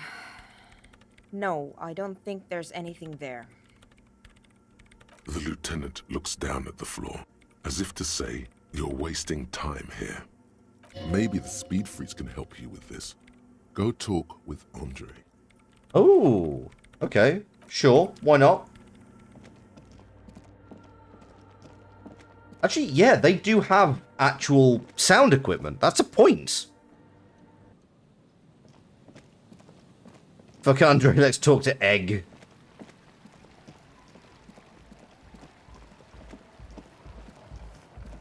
Egg knows the secrets.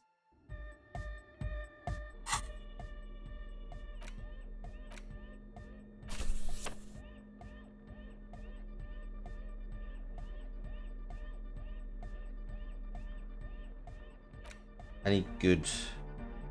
I don't know, I feel like empathy's a good thing to have in here. Maybe a bit of logic.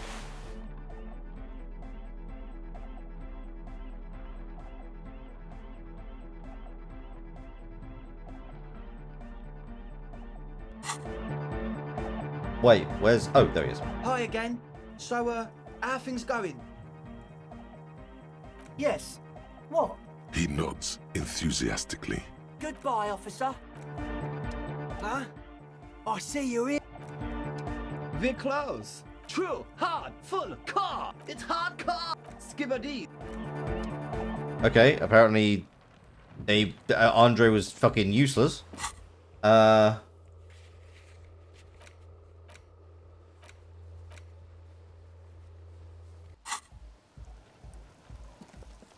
Hello again. Ah, I think it's this. I think I need the tape recorder. I have a tape recorder, though. Hang on, wait. Okay, we're going to come back to this. I'm not really sure what we're doing now. But you know what we can do? We can go back over to the Martinez waterfront. Actually, we're going to quickly get some stuff on. Do we want to be authoritative here? Oh, actually, you know what? Half-light.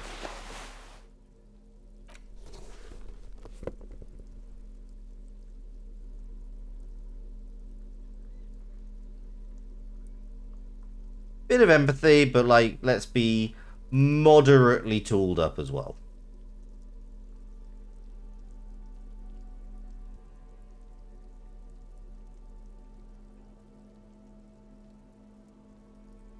£1 2, reaction speed. Possibly don't want to do that. We have to talk to them about the church? Yeah, but there were no new options. Oh, right. Specifically mention the church. I see.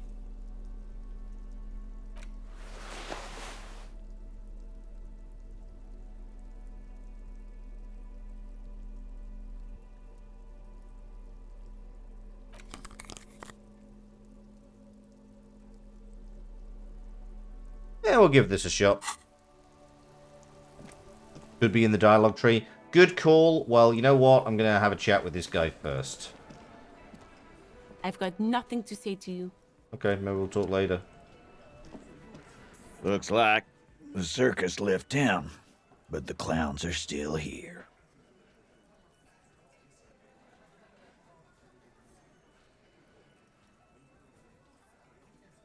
Again, just get the dead guy's autograph. Good one, Titus. How does the bullet in this head factor into this? Huh? There was a bullet in the dead man's brain. Why was it there if you hanged him? How the fuck do I know? Anyone could have shot him. Target practice, maybe. Interesting, sire. It's as if he's lying to protect someone. Thank you, drama. Thank you, caught up. This line of questioning is over. You got the cause of death already? No, we don't. Hanging. If there's any post-mortem trauma, it's your problem. This will not turn into a cross-examination. About fucking time. You still haven't explained the bullet. You still on about that bullet? A bullet in a hangman's head. You're right, Copper.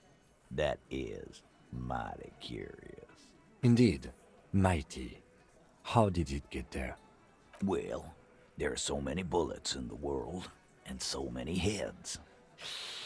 I guess it's only logical. At some point, one of them bullets had to end up in one of them heads. It's bound to happen again, you know? Just statistically speaking, of course. Sire, it would be an event most dramatic if you were to produce the bullet and dangle it before their very eyes. Wow! He's got it in a real evidence bag and all! Why don't you go home and log it into evidence? These men have told you what happened. You know what I think? I think he was shot in the head as a kid, and his brain grew around the bullet. Around the bullet, man. That's a good one. All the goofing around is to avoid lying. It's a technique. They're only pretending to enjoy this. Beneath the act, they don't like you knowing this. Did you guys shoot him? Shit! I probably did shoot him. I was drunk last night. You guys know me when I'm drunk. Yeah, Glenn likes to shoot his guns when he's drunk. Better hope he stays sober. Oh, I'm not being intimidated. No, he meant before he was hanged. Did you shoot him before you hanged him? Before? After? During? This is getting ridiculous. They told you what happened. Stop wasting your time. Never been worried in my life, lawman. It's not like you blew it wide open, but there's a little crack in there somewhere. No, I found somebody who saw the hanging. A witness? You ain't got shit. The locals would never come to you with this. That's just cop tactics, Titus. Next, he's gonna tell you one of us already rolled on the others, and is in witness protection. Oh, my witness is in the local. Well, let's hear it then. Who is your mystery fella? Yeah, right. Like we wouldn't know if an MI plant was in our town. Nice try, right? MI is short for Moral Intern. Moral Intern is short for Moralist International, the coalition that runs Revachol. I've seen this shit a million times, Titus. Fly fishing. They are desperate. Tell us, Copper, what wacky claims did he make? Arab guy? Boss, I think he's trying to save me and Theo. Ooh. He might know about the gun. Well, yeah. What is confusing you? Eugene, Theo, and Elaine were there too. I already told you. We were all there. Okay, and there was no shouting. It's you assholes that feel the need to go around like a fucking brass band. The Hardy Boys are dead silent. Yeah, it's like they put cowbells on you before they send you to the streets. What's with the cowbells, policeman? Damn, they wormed their way out of it, somehow. Try something else if you can. Those flaccid MI cocks with their culture language. Everything's a surreal play or sublime whatever. It means the whole scene was long and drawn out, like it was from a film. What is this fella's problem? Sorry we didn't make it more action-packed. It wasn't the first thing on our minds, you see? Shanky. It's Shanky, right? I thought there's something wrong about the lynching story. Now I know there was. You don't know shit. Yeah, we do. I know you are lying, Shanky. Some witness. You don't have to go to school for shit. I never went to school, and I'm doing great. You're doing a hell of a job, man. Hell of a job. Okay, maybe it doesn't feel like this did anything to them, but they have to be fretting a little. Everyone is afraid of witnesses. Witness is a scary word. Starting from the right, sitting on a cross, and then the emblem on his vest says, in the far corner, standard working on his neck. Let's call this one the size for in the middle. In conclusion, exact. The fuck is with you, fella?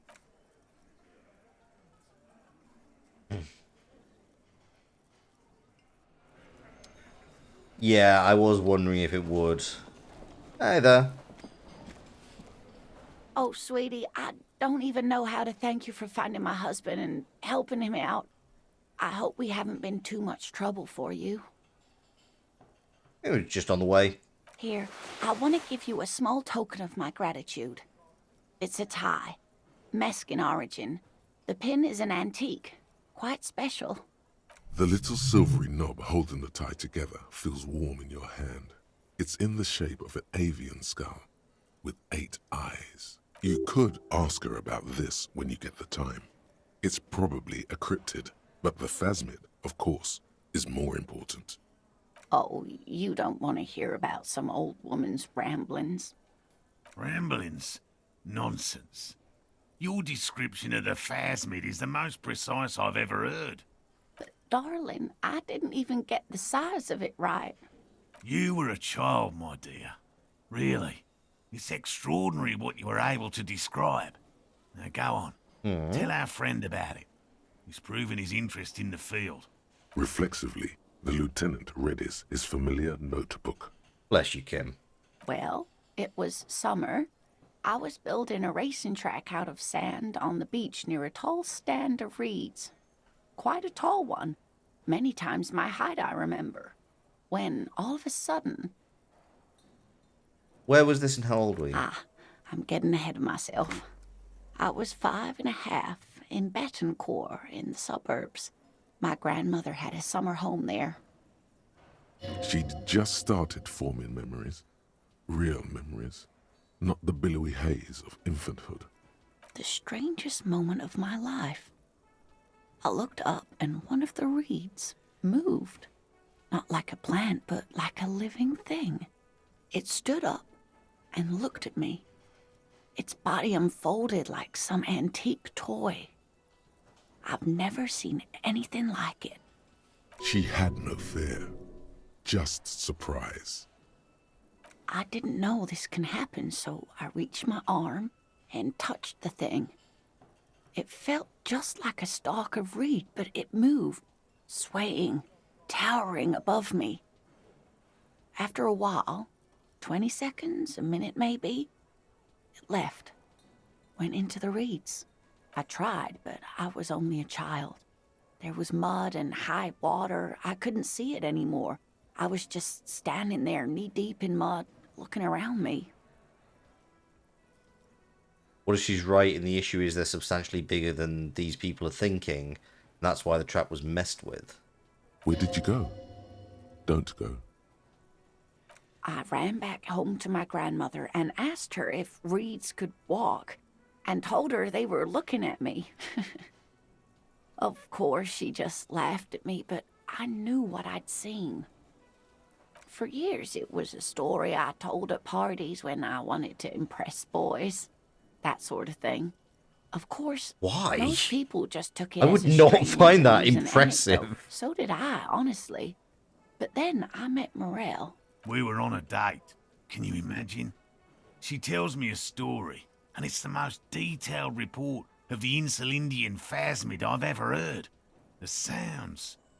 She told me it hissed. She was manic pixie dream girl. It did, yes. Like reeds in a gust of wind. The way it moved, the colour, how some of its limbs were white, like marble. It matched perfectly with what I know from other accounts. It was amazing. If it weren't for Lena, I might have given up hope years ago. It's no exaggeration to say that she restored my faith in my profession. Oh, buddy.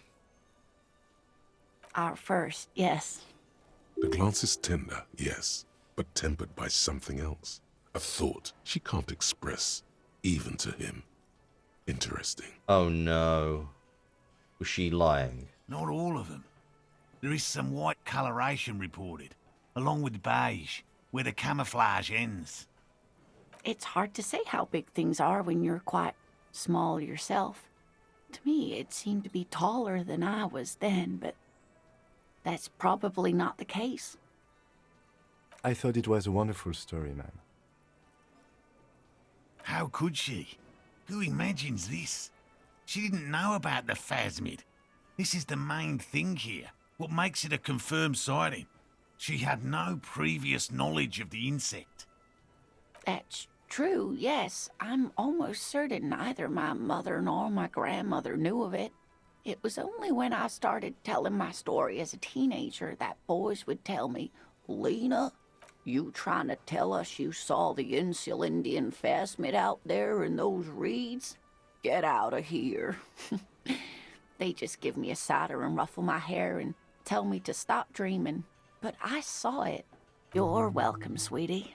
I do appreciate the chance to relive it whenever I get one. It was just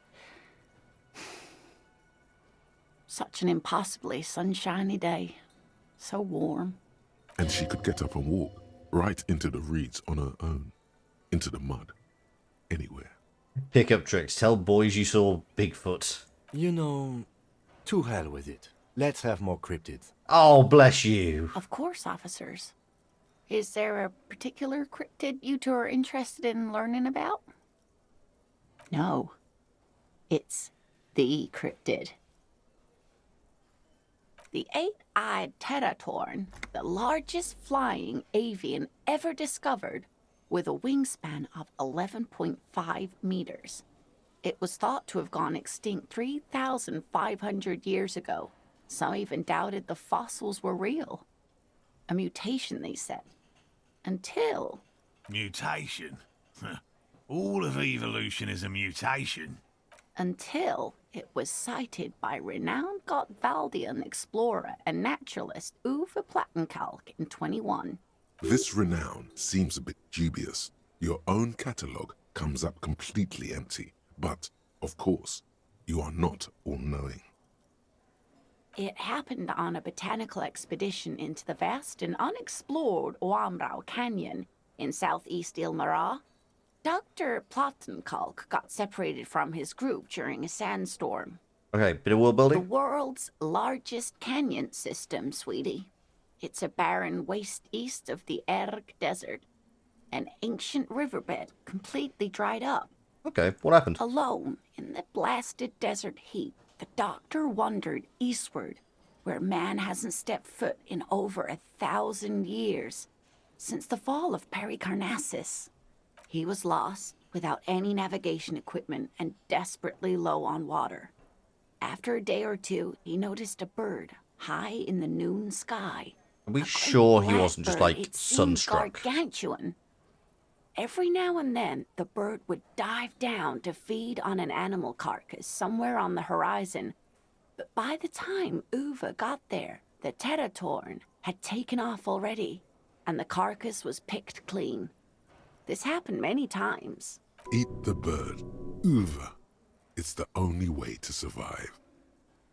Yes, a bird that big has a lot of blood in it, and he was dying of thirst. Yeah, For many hallucinating days, sword Dr. vulture. Plattenkalk followed the Tetatorn until they reached a great canyon wall where the bird finally landed to rest. Wait, for this was days? The professor climbed up there with a rock in his hand. He found the bird sleeping with his head tucked under its wing, a great black pile of feathers on the perch. So he approached, slowly squeezing the rock in his fist. Then the Tetatorn suddenly looked at him. He could see it had 8 eyes, 4 on either side of its skull, like a spider. And the man couldn't move. He was paralyzed, frozen into place with the rock in his hand. Whatever he did, he could not get closer to the bird. Why? The bird was controlling his mind. It kept him from approaching. He could step back, but every time he stepped forward, paralysis. Uva spent 3 days trying until the bird flew away. Okay, how did he survive? The 8-eyed Tetatorn was indifferent to him, as long as he didn't get closer than 2 steps. It even let him feed on some carcasses up there, and the 2 unfertilized eggs it left behind. How did he step back from the perch he climbed up to? Yeah. Yes, wait, sweetie. Cryptozoologists have been tracing it ever since. But Wamrau is vast, mysterious, and holds many secrets. Modern radar telemetry shows great promise. We will confirm this one by the end of the decade, latest. This one I liked. Not only does it have 8 eyes, and is a living fossil, and the largest bird ever to live, it also does mind control. Sadly, yes. But there are numerous reports of 8-eyed bird skulls from Il Mara. And then there's the striking resemblance to the Pericarnassian imperial eagle, an ancient heraldic symbol that is hard to pass off as coincidence. The imperial eagle, too, had 8 eyes. I mean, the Austrian eagle has 2 heads. That doesn't necessarily mean there used to be a 2-headed eagle. Not really. It's just stylization. The way they drew eyes. It's not a zoological drawing. There you go. Very, very hard. This one's very famous. Everyone knows it. People will be looking at that tie on you and thinking, that man is into cryptids. So, what else do you want to know? Okay, you know what? Each one of these is giving me 5 points of experience. Why not? Yes. It's the kind green ape. Half war story, half undiscovered species in the genus Homo. Yes, it was reported by soldiers in South Safra during the war. The kind green ape would visit bunkers during the night, healing wounded soldiers with its saliva. Yes, it has amazing healing qualities. Some soldiers reported growing back limbs, regaining their sight. Green Jesus Bigfoots. Indeed, there is. It's our closest relative among the cryptids. Same taxonomic family, different genus. Which is to say, the kind green ape is a species with which we share a common ancestor and that evolved parallel to our own. Just like your partners. Yeah, that just comes across as kind of racist. I'm pretty sure Kim is the same species. To suggest otherwise is stupid. The lieutenant looks at you, pleasantly surprised. Oh, no, I didn't mean to imply that Saelites are inferior to us in many ways. You are superior. For example, your earwax doesn't have a foul odor like ours does. Oh, no. A tremendous evolutionary advantage, I'm sure. But perhaps we've had enough speculative biology for today? That would be the giant of Coconur. The giant lives in the most arid parts of the vast Kokonur Desert in South Samara, casting a strange light across the barren wastes. A mirage or a psychogenous luminance. No one knows for sure.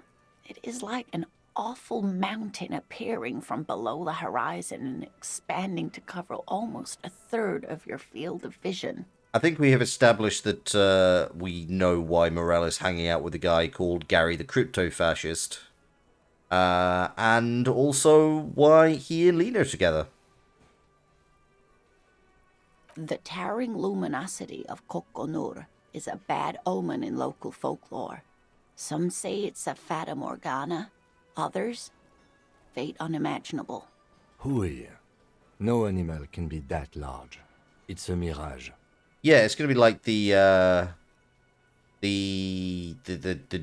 giant. Oh, what? There's actually a phenomenon of giants in Germany, but it's to do with the clouds. Yeah, the Brocken Spectre, which is the mountain spectre. It's basically because people are standing on top of the mountains and have the sun behind them, it goes through the clouds and appears to be a giant. That's what makes it so peculiar. A species surviving at the very limits of scientific law. The giant of Kokonur must be the largest animal the planet can support. Nope, Brocken giant. There are limits, you see, to how large a metabolism an ecosystem can beget. Some say a gravity anomaly below the Kokonur Desert might allow the creature to grow to these gargantuan sizes. Great. This is great shit. You need more. You wonder if that's where the whole giant living on top of the cloud thing from Jack and the Beanstalk things come from. It's very possible. I mean, I will say, the only reason I'm aware of the Brocken Spectre is actually because I've recently been reading One Piece, and I had forgotten, but, like, the same basic principle appears during the start of the Skypiea arc, where you have the angels appearing giant on the clouds. Gravity anomaly? Digging it. Digging this parascientific stuff right here. What an interesting question. And the answer is yes, there are. Of course. All fairy tales have someone or something invisible in them. I mean, SJ, I've already discussed with you that I would love to play with you I would love to play the One Piece card game at some point. Oh, you're right, Kim. It's childish, but I need to know. Okay, I won't spoil your fun. What is the invisible cryptid? It's the Col de Mama d'Aqua. Its name means thin whisper of sound, and that's precisely what it is. Self-replicating sound waves, invisible and intangible. The Col de Mama is very afraid of us, which makes it incredibly difficult to track. What, a pirate TTRPG set in the One Place world? I'm kind of stunned there's not a TTRPG based around One Piece already. Like, it seems like such an easy thing. Col de Mama d'Aqua can also be translated as a whisper light and low. Yes, that's another translation. They're both quite lovely, aren't they? Although the low part is a little ironic. The Col de Mama d'Aqua makes, or rather is, such a high-pitched sound that other animals, including humans, can't hear it. It could be everywhere all of the time, and we wouldn't know. Huh. That is a real good point, Kale. It sounds like a fantasization of the sound analogy. Fine, I'll bite. How can an animal be a sound? Many scientists have asked the same question. Some have claimed that it isn't itself a sound, but a tiny corpuscle that emits sound waves. But there's no evidence to support this theory. It could be. As I said, it could be everywhere. And we wouldn't know any better. It could be ringing all the days of our lives and nights. Maybe it's predatory. It's not. Don't worry. If it were predatory, we would have found it by the damage it inflicts. I wouldn't be so sure. What if the damage is also invisible? Okay, what's the evidence? Plenty. It's the evidence that led to its discovery. That In the Discovery 20s, doing a lot of work there. Areopagite ornithologists, that is, scientists who study birds, were trying out a new recording technology for capturing sounds outside the range of human hearing. Mm-hmm. When playing back recordings they had made in the foothills of the Ea mountain range, they noticed certain anomalies, patterns that seemed random at first, but on closer examination were consistent with the waveforms of songbirds.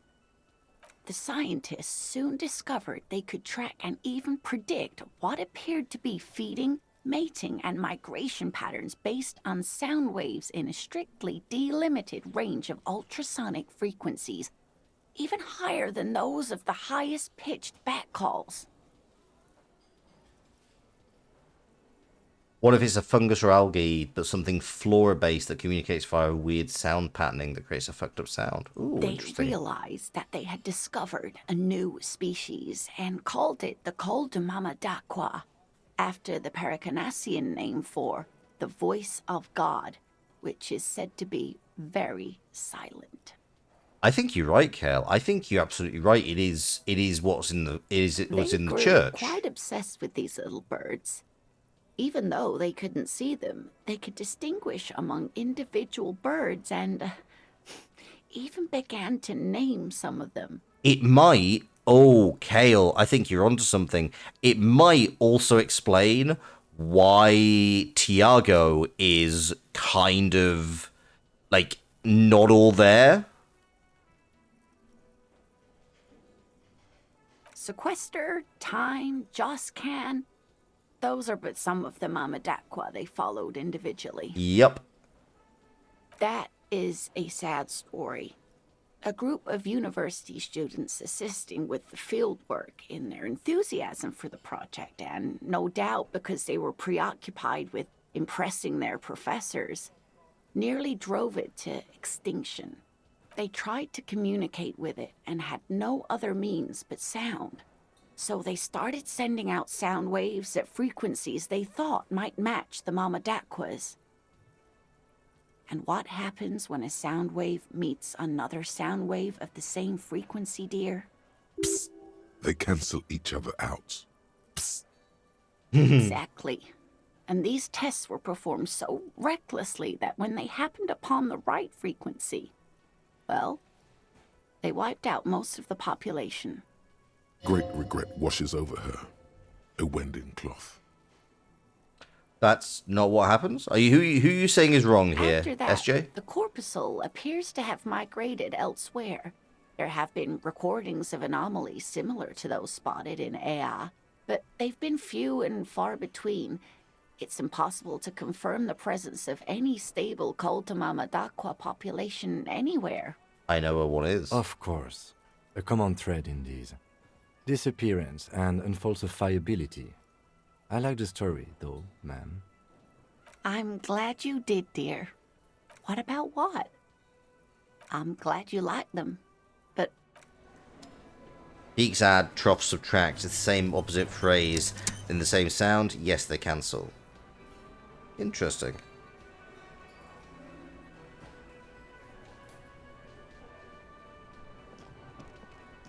I couldn't possibly shower thanks on you as enthusiastically as my wife has, but I am grateful for your assistance, officer. I also accept money. He tries to play it cool, remain professorial, but inside, this man is itching for some news on those traps.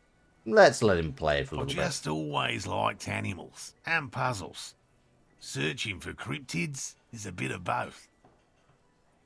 It's not child's play, just because I have to traipse through the mud every so often. No, very few cryptids are ever discovered, and not for a lack of trying. To stay hidden is a cryptid's primary quality. It's even in the name, cryptid.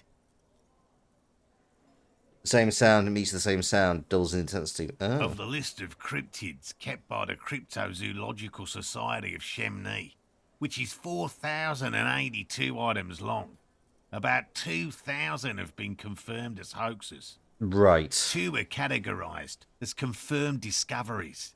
The rest are in differing stages of discovery, refutation, and data collection. Yes, the Chateau Quan forest pygmy, who turned out to be an extinct species of primate, and a cave salamander from Grad, who is, honestly, quite unremarkable. It's in a zoo somewhere. We cryptozoologists are brutally honest with ourselves, more so even than the public. With cryptids, most cryptids are hoaxes or they are never found. That does not mean we should stop searching. That's not even 1%. In fact, it is 0.05%. Ever more magnificent should our search contribute to making that number 0.075%. Okay, so why not be a zoologist? Real. I know you think one is a respectable profession, while the other is superstition. Everyone does. It does seem like a lot of wishful My thinking. methods are the same as those of other scientists. I simply draw upon a wider variety of evidence, and I have more hope that something truly surprising might happen. Your nerve endings tell you there is no such thing as a positive surprise. Has anything truly surprising ever happened? No, as I said, I have yet to catch a cryptid, although I have come close. Close enough to keep trying. Everything from forgotten regional lore to newspaper accounts, like the one that brought us here, to look for the phasmid. He's interested in things that people believe that scientists don't. The other scientists don't listen to ordinary people. Most establishment scientists only care about reputation and remuneration, not real research, and certainly not the truth. They're a cowardly lot, and both the field and basement archives can be dangerous places. The sociologist use Felix Whitey, but we're not going to deal Yes. with him for that much longer. All right. What cryptids precisely? I usually discuss these things with specialists, so I don't know what. We would have to discuss. He wants to say, but decides against it. Since you've offered to help, you need to ask him about specific cryptids. Cryptids you've heard about from Lena or his friend Gary. He won't just talk.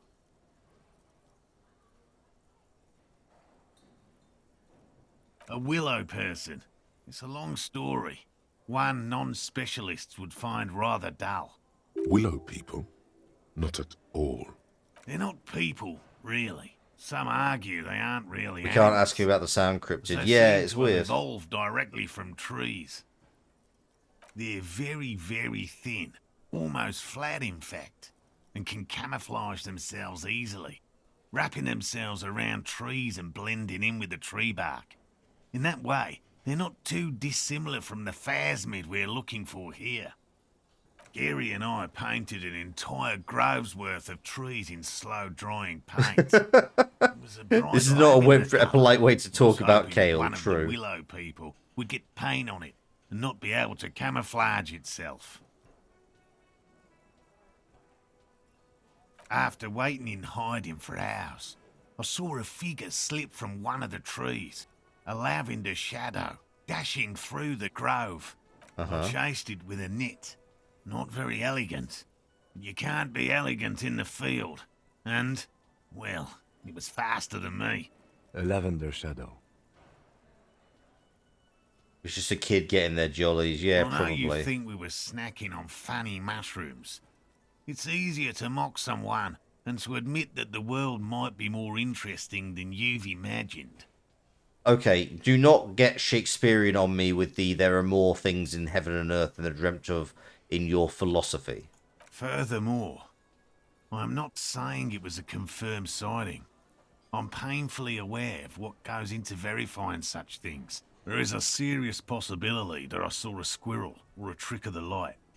I am my own harshest critic. Confirmed. It's 100% verified and meets all the standards of an authentic cryptid sighting. It's actually easy to both mock someone and admit the world is more interesting than you've imagined. The woman True. nods thoughtfully, while her hands smooth over the plaid covering her knees. There is some uncertainty in that motion, no? Smoothing the fabric like that, as if looking for some kind of confirmation. I see you've been talking about cryptids with Lena. The kind green ape is one of her favourites. A warm wave passes him. Of course, the kind green ape is her favorite, he thinks. We travelled to South Safra to look for it once. Gary and I got stuck in a rainstorm, though, and had to spend most of our time there in a little village. The search was fabulously unsuccessful, but the people were very nice. I'm glad they didn't understand what Gary was saying about them. Lena knows, but she knows this is nothing, but she loves him and she's an anthropologist at heart and she likes the folklore. Yeah. Those people were on a different rung of the ladder of civilization. Oh, shut the fuck up, Gary. That's all. You kept complaining about how dirty they were. And I realized that their hygiene habits were completely appropriate for nascent culture. Just into the sea, absolutely. I just didn't feel comfortable. Let's change the topic. You're both an awful racist and a fucking coward. Formerly the most dangerous, yes. But do you know the most dangerous living cryptid? Believe me, you won't guess it. You either know or you don't. The most dangerous cryptid is a carnivorous ruminant, known colloquially as the dread moose. That is just a moose. Yes. The dread moose subsists entirely on flesh. It has even been known to dig up fresh graves in search of sustenance. That is just a moose. Human remains have been found deep in the forest, torn apart, then trampled into the mulch by large hooves. Infer from that what you will. I'm inferring that this is just a moose. Just like an ordinary Arden moose. You can't. That's what makes it so dreadful and hard to identify. I 100% believe the dread moose. I utterly believe it exists. Largely because it's a fucking moose. Of course you do. The bodies found in the forest are just one piece of physical evidence. There's more. Sightings in Vasa, reaching back 4 centuries. But, of course, nothing satiates the skepticism of. They don't eat people, they for sure kill people. Yeah, absolutely. A detective. Pardon me, I did not wish to seek conflict. It's simply my training to question things. Understood, Lieutenant. That's impressive, I guess. But have you seen it with your own eyes? Have you? I haven't had a chance to travel to Coco Nor. No. And I likely never will. The Samaskill desert region has been embroiled in a small civil war for the last 8 years. I fear this mindless barbarism may have wiped out the elusive creature entirely. Sightings of towering luminosities have grown rare recently, while they once used to be constant. Presumably because fewer people are going up a hill. It remains unclear what this has got to do with you seeing it, as he was inquiring before. He was just being defensive. No offence, officer, but I'm not much of a pedagogue. I don't know what I would have done if Lena hadn't persuaded me to go back to field research. You should ask her if you want interesting stories. Me? I'm not a people person, unless you haven't noticed. And I don't make a good lecturer. My strength Who would lies in pay you to field lecture? work and persistence. Be friendly, dear. The detective really likes these critters. We've talked about them in great detail. Now the man feels embarrassed. Time to move on, perhaps. By all means. Good. Okay. And? One of them was empty. Completely empty? Surprise, tempered with fear and trepidation. He doesn't know what to think yet. Maybe you're joking? Nothing in the trap. No locust, no phasmid. Locusts? No phasmid either? That's not ideal, but I definitely left that one stocked. Right from the campsite? Just means the Insulindian phasmid is even more clever than we thought. Of course, more clever. Yes, the Phantasmadeia picked off the locust and escaped. This is good news, though we'll have to reconsider the design of the traps, make them more secure. Another trip to the reeds. I don't know, I'm not persuaded. Why don't you try convincing Morel his hypothesis is invalid? I think every hypothesis you come up with is invalid. Thank you for the vote of no confidence, Gary. An officer.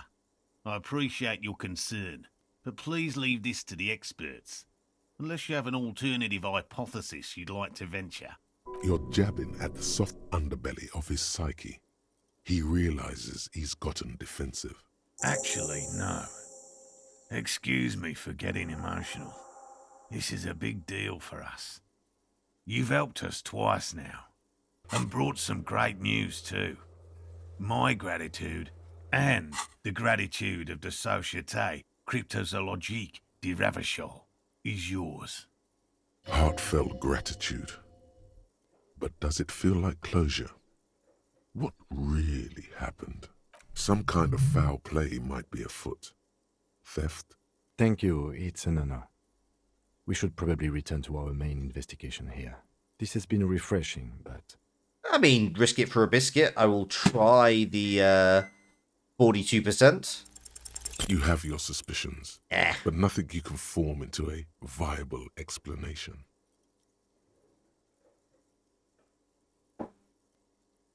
What were the kids playing with? Just some stones? Really, officer? We can take it from here. Yes, sweetie, we've already taken too much of your time. Oh, I think I did have an interfacing thing.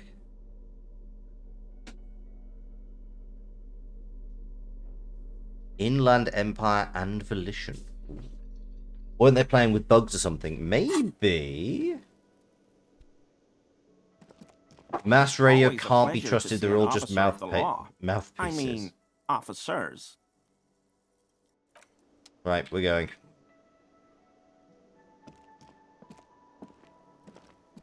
We can go and have a look.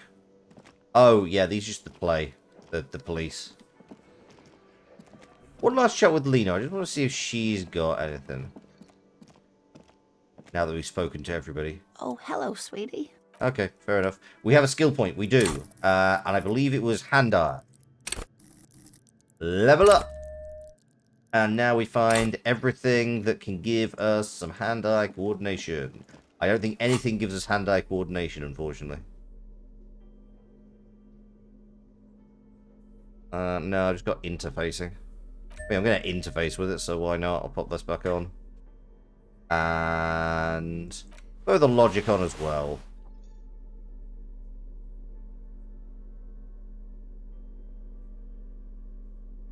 Yeah, boost the logic, sure. We can indeed retry the check. The bullet is still safely sealed away. Ooh, 83% this time. RCM stamp. A revolutionary period.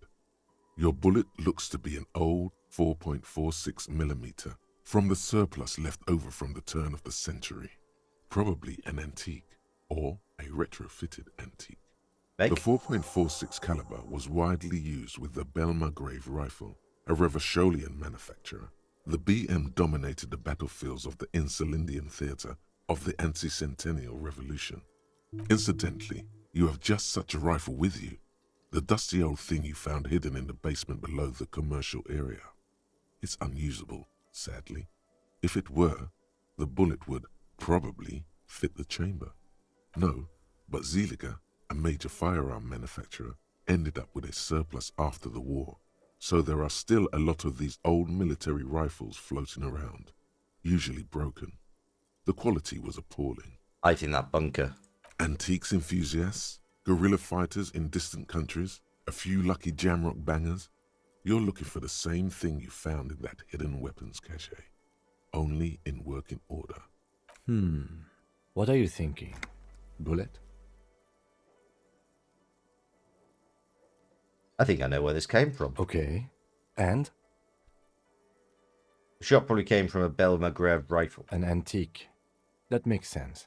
There can't be many breech-loading rifles floating around in Martinez, or anywhere in Ravachol, really. Probably a good thing. I have to hand it to the monarchs. It's quite admirable that they took the advice of criminologists last century and banned the use of breech-loaders in peacetime. Some new RCM recruits get impatient with their muzzle-loaders once they've trained with military-grade weapons, but they realize it's worth it in the end. Prohibiting peacetime law enforcement to front-loaded rifles is a policy enforced by the Moralist International in all the nations of the Real Belt. But you should consider every shot. Imagine if everyone, cops, citizens, had access to firearms that could shoot multiple rounds without pausing to reload. After the first shot, the second, third, and so on come much easier. Imagine!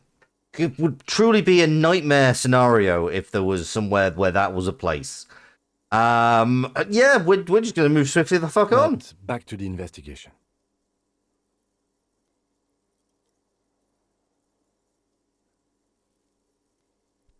Doesn't seem that likely, but we'll check out all possible leads.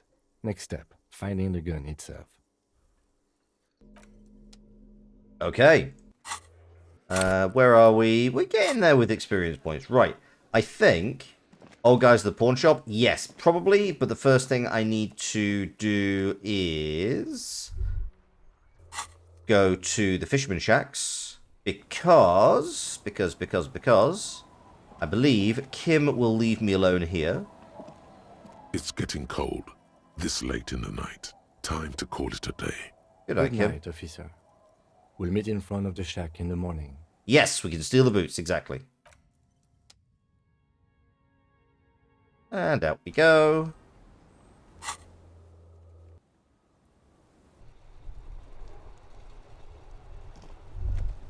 Was that? Could it be? The Col de Mama Dakwa? No, it's probably just your imagination ringing in your ear. There seems to be an extremely high-pitched ring. Ultrasonic. Lena said it was very high-pitched, right? It's like something tickles your ear.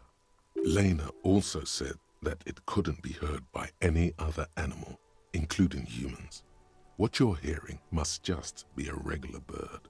Honestly, your ear isn't hearing a whole lot.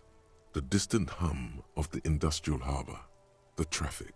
But, admittedly, there is a high-pitched noise somewhere there too. But then, isn't there always? Oh no. The sound. It's moving away. Somewhere over there. Go after it. No. Too late. It's gone. There is no ringing anymore. Just the sound of the streets. Keep your ears peeled, then. If the species really has migrated to Martinez, you're sure to hear it again. Right, gonna steal the dead man's shoes.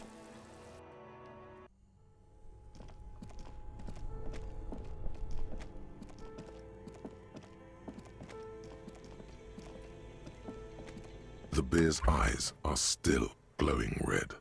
The body is reluctant to let go of the boots, as though it were its last bit of dignity. You're going to need to summon all your strength for this undertaking. Whatever you're planning to do, you need to do it before you catch pneumonia in the cold draft coming from deep inside the fridge. Best foot forward. It's not completely useless. You're able to reveal a little more of the putrid polymer sock beneath the boot. It feels like the leg is going to come off along with the boot, but you're able to get the boot to move a centimeter or two. Just relax. This is easy.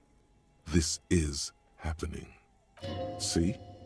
The corpse doesn't care if you try to take his boots. He doesn't need them. He's probably glad to get rid of them. He's too heavy to move by yourself. A great mass of dead muscles, with hoarfrost covering his milky eyes. This is the right method. It takes some time, but eventually the boots come off, with nasty slices of polymer sock stuck to even bigger pieces of skin and rotting flesh. Not good. Let's pin this on the bear. The ice bear tore up his legs with its claws. As for the boots, you can't possibly do anything with them until you've cleaned and disinfected them thoroughly. Yes, these absolutely need to be washed before. The stink is incredible. Didn't the Whirling have a kitchen? Okay, sure. I'm not sure they're going to appreciate this, but fuck it.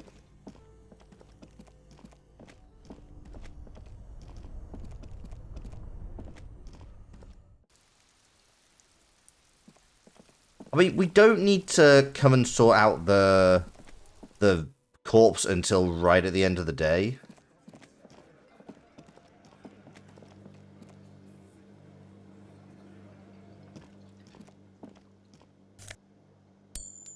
This door's open. This industrial gas-powered stove has been used to prepare food for many hungry hostile guests. Getting the corpse residue out of these boots is going to require patience, and also a huge pot full of boiling water, soap, and white vinegar. There is a variety of soaps and bleaches in the cabinet to the left of the stove. There is also a bottle of white vinegar in the cabinet next to the fridge. It's bad with those boots. Don't be stingy now. Well, it's a really disgusting. Pour some of this soap and the bottle of wine. The delicious smells of cheap soap and vinegar waft up from the pot. All right now, chef. Light up the stove and boil them. A commercial pot draws your attention. It's very large, gigantic even. It could be used to make enough stew to feed an entire city, and also to boil a putrid pair of death boots. The strong smell of vinegar forces you to step away from the pot. The water slowly comes to a boil. Strips of polymer fabric and human tissue separate from the lining of the boots. They float to the bubbling surface. A 2-course dinner of rotten flesh and hardened ceramic. The boots look cleaner and cleaner. Those bits of human flesh are beginning to look... You can smell it too. Just like beef stew. That's it, chef. The boots are as clean as they're going to get. Steam, dense with the smell of strange meat, disappears into the vent above the stove. Okay. A pair of real beauties. The boots are shiny, hot, and reek of vinegar. Just perfect. But you know what? Papa's got some new shoes.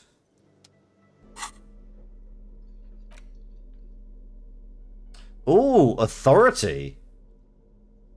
Nice. Sorry, I couldn't hear you over the fucking incredible new shoes I have.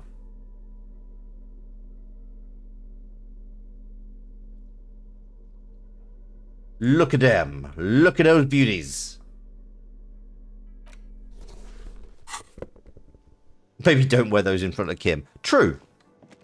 You see a heavy steel door with a prominent dimple lock. The cobalt blue surface feels old cobalt paint, rough on the finger. It leads to a side building, adjacent to this one. The door does not. Hang on. Hang on. Oh my god. Do you know what? No. I've got even better. We could use it. Oh my god, we could Banquo's Ghost to the Hardy Boys. You see, the door doesn't.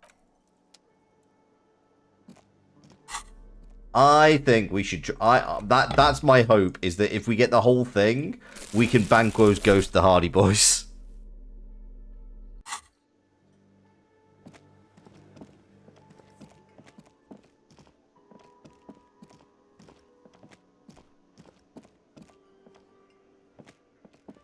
Hi again, Gendarme.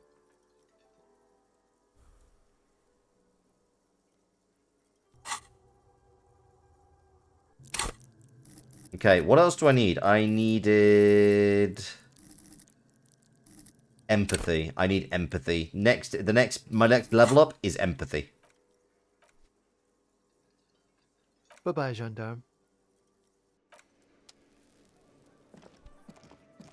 We still haven't forced the ice cream machine? Yes, we did.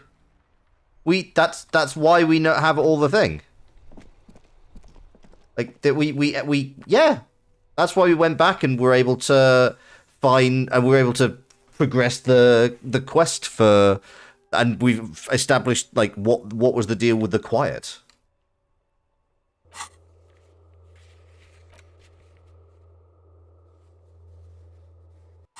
I must understand you're stupid. Fair.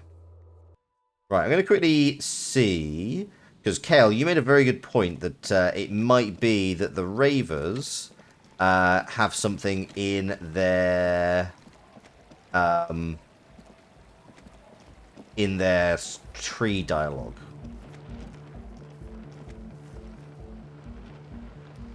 Come on, get in. The warm stuff's getting out. Who's in? Hi again. So, how things going? Ah, I'm here to talk about the church again. Yes?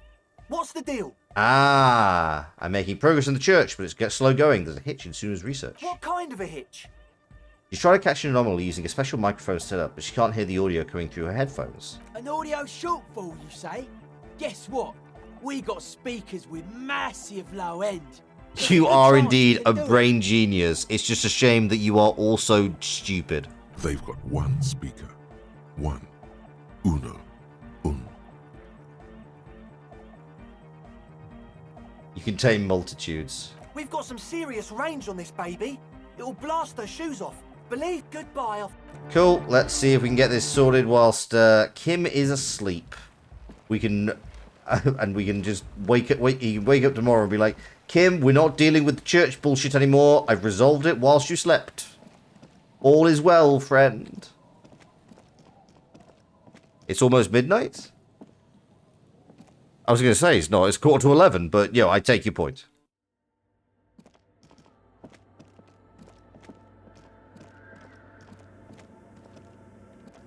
Yes, what is it? Oh, I can do this again? Hang on. Do I have any other perception things?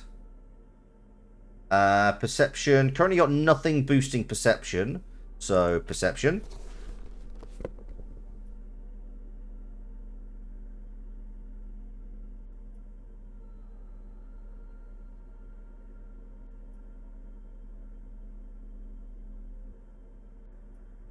How do none of these glasses give me perception?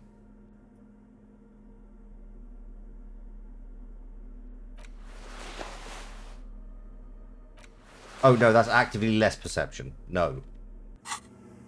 Yes, what is it? 58. Everything disappears. You are draped in silence like a drowning man staring into his puny little headspace.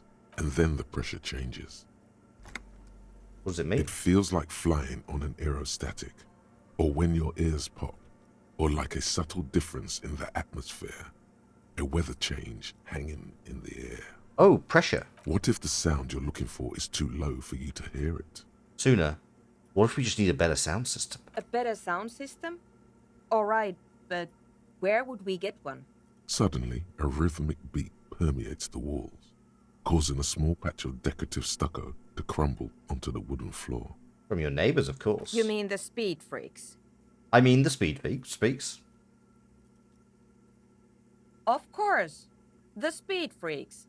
They have a fantastic sound system. And you think they would help me?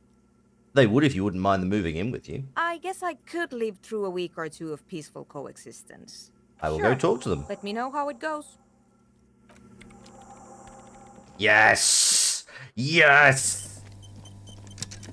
Oh, fuck the murder. I'm gonna do this.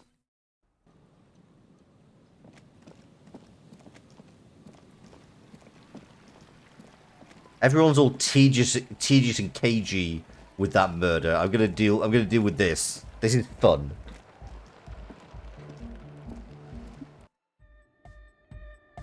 Hi again. So, yes? What's the deal? I managed to convince Suna. She's okay with you guys moving in, but on one condition: she needs your speakers for her project. We are grateful, Copman. You're an augury of a new era of Anodic dance music. You're gonna have to share a space with her for a couple of weeks until she gets her research finished. That's fine. We can manage. And you're still sure about keeping our little side business, right? Oh, you mean the illegal drug lab? There'll be no shady shenanigans in the church, only love and anodic dance music. Fine. We can make do. It's going to take us a bit to move our stuff inside. A couple of hours, maybe. Come check back later. Let's get moving. And the tent is gone. Yeah, let's go to sleep. Hell yeah. Hell yeah.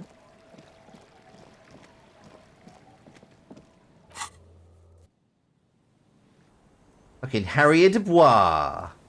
Local person who... Local social worker? I don't know. And it's snowing.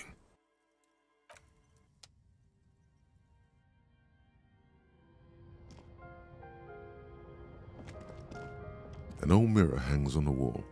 You see your reflection in it. The expression fixed to your clean-shaven face. You're still not happening. It won't come off that easy. I tried. Local side quest doer. The bed is comforting, if a bit run down. Still, you've earned a rest. Go to sleep. Across the room, the heating system hums its soft lullaby. The mattress feels soft and sheets warm. It only takes you moments for the world to fall away. Night errant. Oh, is this actually a good night's sleep? Baby. Oh. A million little lights in Of the course I'm dark. not. You're one fine instrument, brother. All those faces and all those names. All that laughter and screaming and scheming around. Every corner and every street. Recorded in you forever on Ferrotape. Been in eternity. On and on it goes. For We have untold PTSD. We do not hours. sleep quietly. At Point. the disco where you first asked her to dance. Oh no. Rising. Rising. Above the dark curvature. The great wingspan of sleep. Studded with stars. Behold, there are millions of them down there. The first time, We got a wife instead of last therapy and it time. shows. the smoke in her mouth, the plotted flowers, the faces turning, changing. It's the world, Harry boy. And you're made of it. Every day you're out there, you make more of yourself from it. I'm afraid you can't be unmade now. You can never forget this shit. You know what? The rain, the snow, I don't want to. It's beautiful. Beautiful. It's stuck on loop, whirling, spitting out words and images. You're the son of the world again. Harrister, a ceaseless agent. Picking up litter and old newspapers. Collecting your little bubblegum wrappers and idiotic picture postcards. Meaningless, meaningless keepsakes. I mean, to be fair, I'm selling the postcards. Reading your awful letters and recalling things, aren't you? The endless names of the world. An address book you are. The map of a city. That's right, I am an agent of the world. You'll go insane if you keep going like this. One more day, and you'll be in the loony bin. I just know you will. And for what, brother man? For the working class. Solving your little crossword puzzles. doing your tasks, crossing names off lists, trying to become some sort of world detector. It won't make it okay. It won't put smoke back in her mouth. I'm building communism for all. This time we won't fail. There he goes again. He's a real political animal, our Harry. He still doesn't see that it's the world changing around him. He's got no idea what he's in for. Why? 'Cause only love can break your heart. Beep, beep, beep. The alarm is ringing, Harry. The disco circus goes on and on. You barely slept 3 hours last night. Do it for the wind. Do it for the picture puzzle. Put it all together. Solve the world. One conversation at a time. The world changing around him versus the world changing him. It's true. Yeah, I did notice that. Interesting. Rise and shine, comrade. It's time to get to work. Despite all the thinking you've been doing, only 0.0001% of communism has been built. It's too great a task to undertake alone. You're going to have to get organized. Hi, Daisy. We're getting organized. Uh-oh. Organization hasn't exactly been your strong suit, historically speaking.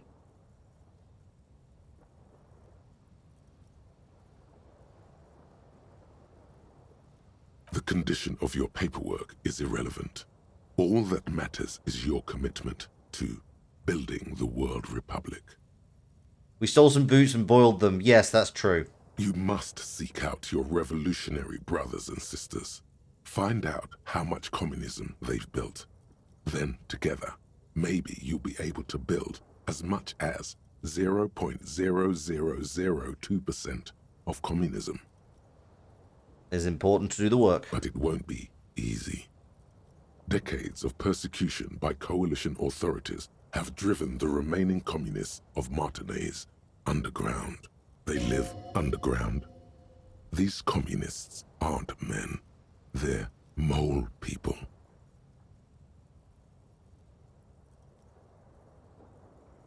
But I'm part of the coalition authorities. Have I been persecuting communists this whole time? Possibly. If you have been, it's only because you're a double agent acting in furtherance of your long-term objectives. Listen to this. Do you really think you're the kind of person an underground communist cell would entrust with a mission that requires such discretion? A valid point. Regardless, what's past is past. You need to look forward to the work of building communism for all. Okay, how do I find them? Let your nose guide you, detective.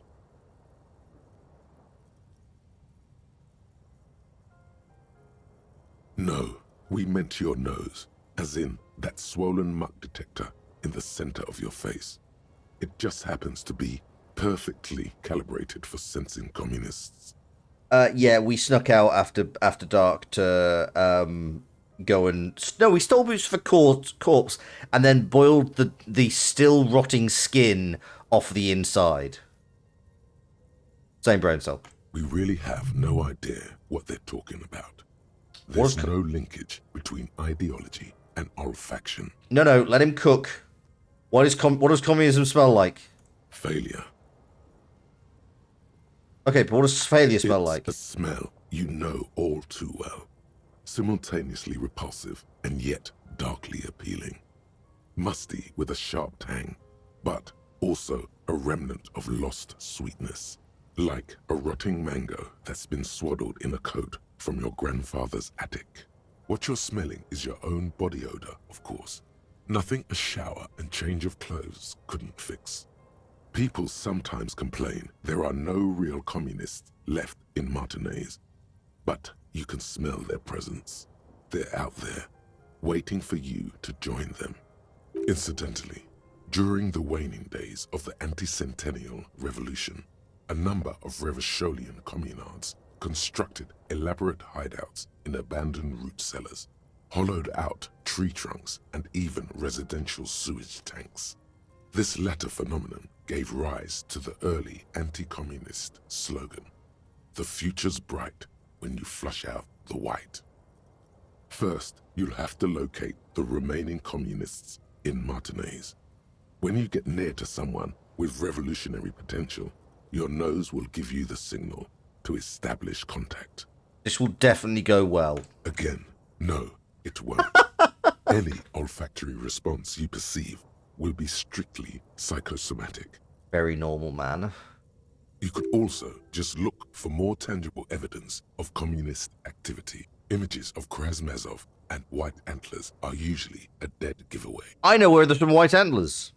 You'll discuss the monumental world historical task that lies before you. You'll engage in rigorous and spirited debates about Mazovian theory and practice. But mostly, you'll probably complain about other communists. Oh, the accuracy. The accuracy is painful. Not at all. Complaining about other communists is one of the most important parts of being a communist. Just so deeply accurate. Here we go. Wake, brave worker. 'Tis no time for bed. Fight till there's no slaves below, and no masters o'erhead. Prieshjai, I am assuming that is a Russian and or Soviet thing. Welcome. I'm afraid I do not speak those terms. I do not speak Russian. I can Google Translate, and I'm really hoping this is not problematic. Oh, well done, comrade. Thank you very much. Appreciate it. Welcome in. Hope you're doing well. Thank you for swinging by.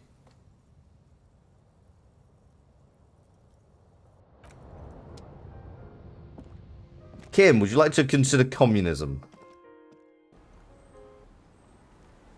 God, was it snowing? Yes. Oh, amazing! Yes! Hold still a second.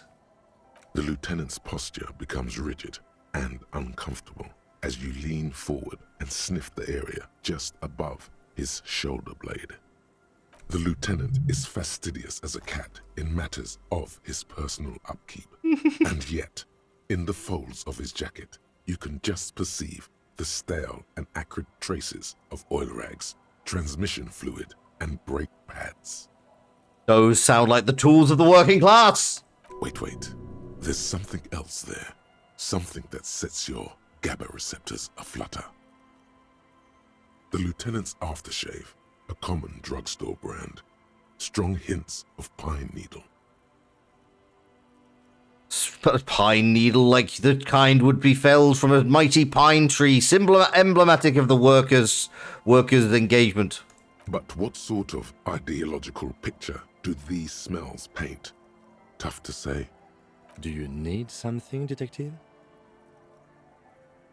It's nothing fancy, just plain old tiger super special. I do like the way it tingles, though. It's the only part of shaving I actually look forward to. Was there something else you wish to discuss? Nothing. Thank you, Kim. Smells like the poor. The scruffy-haired little boy kicks a stone while the other watches him do it. Yes. Yes. Yes. The scruffy-haired little boy. Yeah, it was just stones. Smells like the poor. Yep. Pines are evergreens. Evergreens are cold weather trees. The Soviet Union is cold. Communism. Yeah, I'm gonna check the traps, and then I'll go chat to the to my new little community center. Oh, I can check it. There's nothing else to do with the traps at this time. Oh, okay.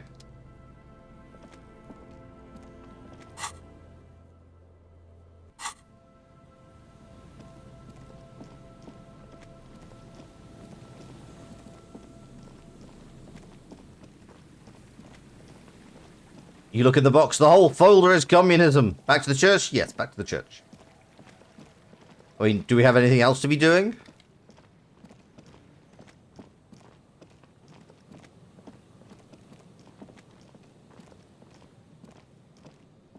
Odd jobs, but nah.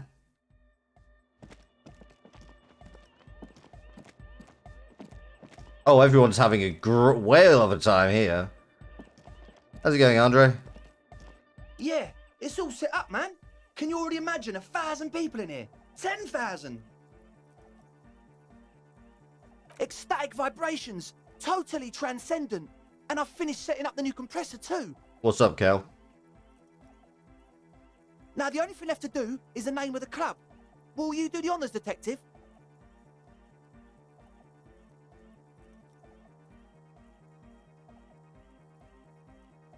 Gotta find more boots. I don't. Fair. Good. We have too many opinions anyway. The amnesia. Like the... I can't remember the name of the club, Amnesia. Amnesia! It's not amnesia, guys. Yeah, Amnesia's not a great name. Yakokata! Yakokata! The place to be!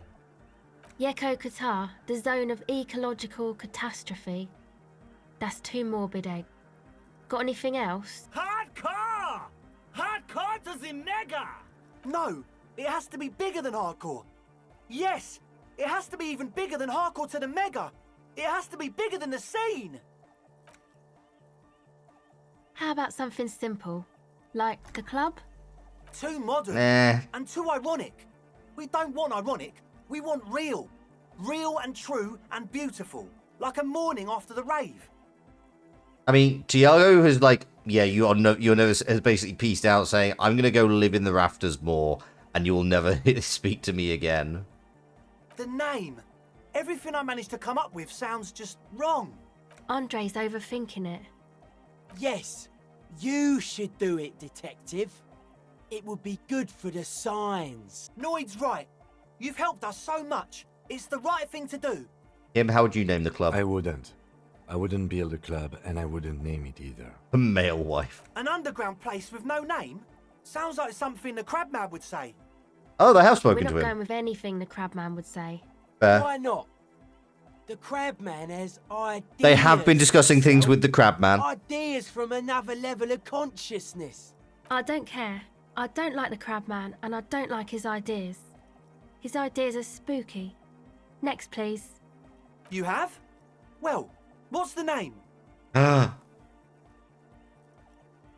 Name drop.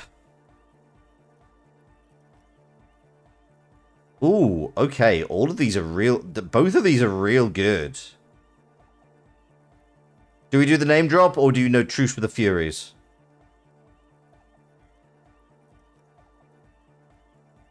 You can't. I asked for two things, Kale. You can't give me yeah. Name drop. Name drop. Like that DeLorean word for the world, you mean? Elysium. But Disco Elysium? Isn't it wacky? Disco's kind of gone, isn't it? Forgotten. The past is the future, but the future is dead. No, it's beautiful. Beautiful and brave. Like we want it to be.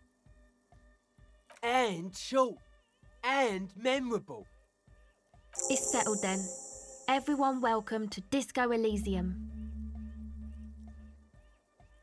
Andre breaks into frenzied dance-like motion to celebrate the name. Someone turns up the beat. Egg is great. I'm dancing. That soft core gyrating is supposed to be dancing? We should talk about it. We should talk about your so-called dancing. Yes, my man. Talk? What is there to talk about if you can express yourself with moves? We can dance! Audio waves thump against your ribcage. The speaker setup makes everything sound much better. But there's a noticeable lack of something. We need more savoir-faire. It's to express my individuality. Is that a bald spot? It's hard to tell for sure with the fused together spikes. but it looks like he's balding. Fair enough. Maybe it was a bad idea. Anyway, goodbye, officer. Okay. How much savoir-faire can I get? I think I can get like +1.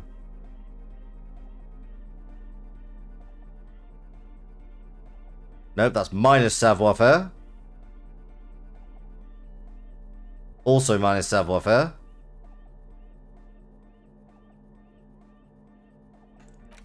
Savoir-faire.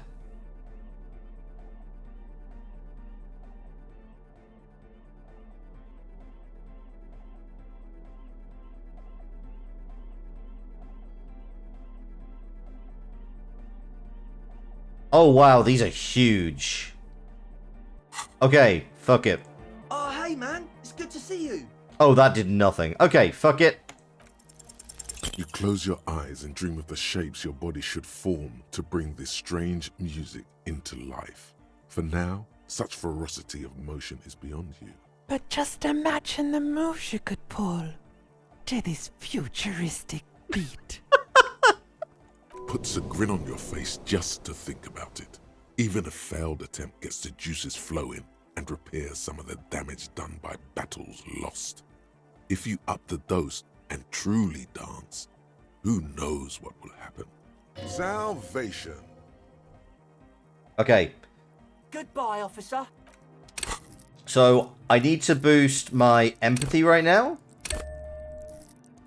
And then I need to put on every empathetic piece of clothing I own. Shut up, it makes sense.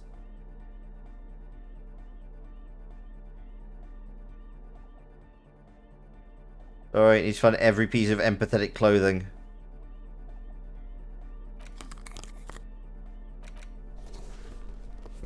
A decent amount of empathy. Anything that's actively harming. It's actually mostly about a cell, but I will go for Kuno if it's necessary. I want to work out that small child / wring his neck. Okay, empathy is now. I'm not sure I could get this higher.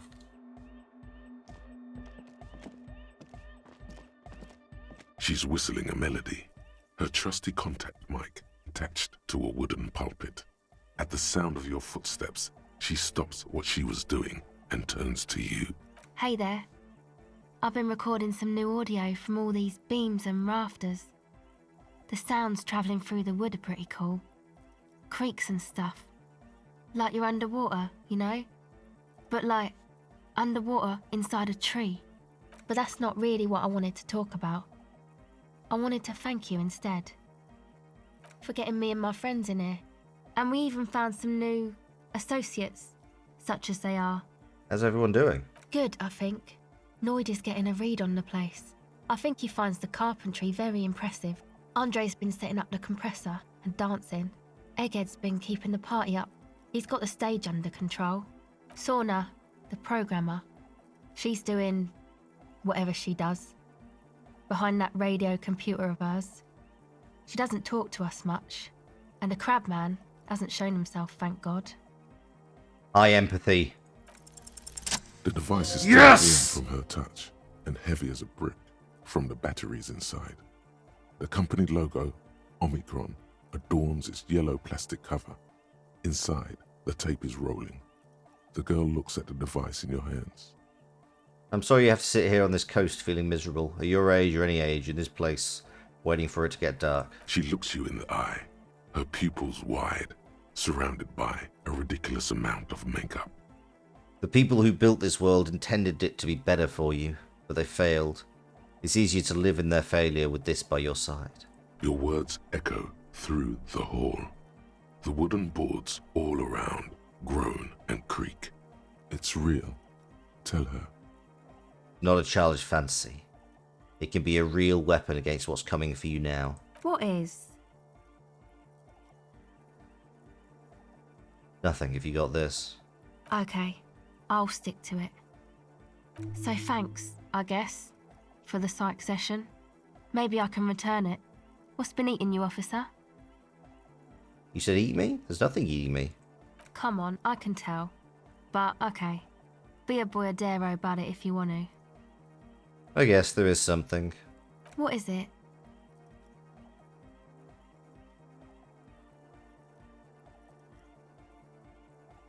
I think it's the plight of the working class. Oh. Really? The golem of capital runs rampant, smashing creator and slave alike. I fear the process is irreversible. Wow. Social justice really matters that much to you. That's commendable. It really had you shaken up there. Are you sure that's it, though? I haven't seen much of this world. From what I've seen, social justice in adolescent terms sounds almost liberal. What's got me shaking up is the people's struggle, but it's got me shaking up bad. Ooh, interesting. Pretty sure. No, I had some questions about something else entirely. I don't think social justice is that liberal a term. Or adolescent, for that matter. Sure. Sure. You helped us out. I can repay the favour. What do you want to know? Ah, she's a bit odd, I have to say. Doesn't talk much. I'm not really sure how to vibe with her, you know? Seems like she's not in a very good mood most of the time. But earlier today, she told me about Welkins. And she seemed oddly happy, like she had some idea with those little creatures. Some artistic idea. I didn't really listen, I was busy with my mic. Fair. Oh, the crab man. Still gives me the creeps the way he moves. But he doesn't actually come down that much, just climbs around the rafters. I just tried to stay away from the crab man. But he talks to Noid. They seem to have some thing going on. Beats me. Noid said they get along somehow. They're both crazy enough, I guess. You know what? I'm glad they made friends. Who knows? He doesn't really answer our questions, see? Not that it's easy to ask them. What are we supposed to do, yell up at the tower? I mean, he's in the Swallow, so it wouldn't really work. Who do you want to know about? Andre? He's a cool guy. Doesn't really come off as one, but he is. To me, at least. Oh, bless. He takes care of shit. Sorry. I mean, he's got a vision. Of what life should be, you know? He tries to push things until everything falls into place. He's an organiser. Nothing. But then again, there's nothing to organise around here either. He really wants this church thing to work. Must have taken it as a sign when he found it abandoned it's like true. That. Said it was an augury. I don't know where he got that from. Andre's not super intelligent. Oh, honey. I've never seen him so psyched about anything, though. And he's often psyched. Looks sort of desperate, like it's his last chance or something. Or maybe he was just high. I mean, not that he does drugs, just high, you know?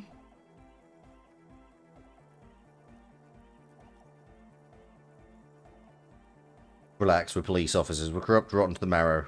Yeah, drugs, shit, fuck. We don't care. Yes. Anyway. Come to think of it, yes.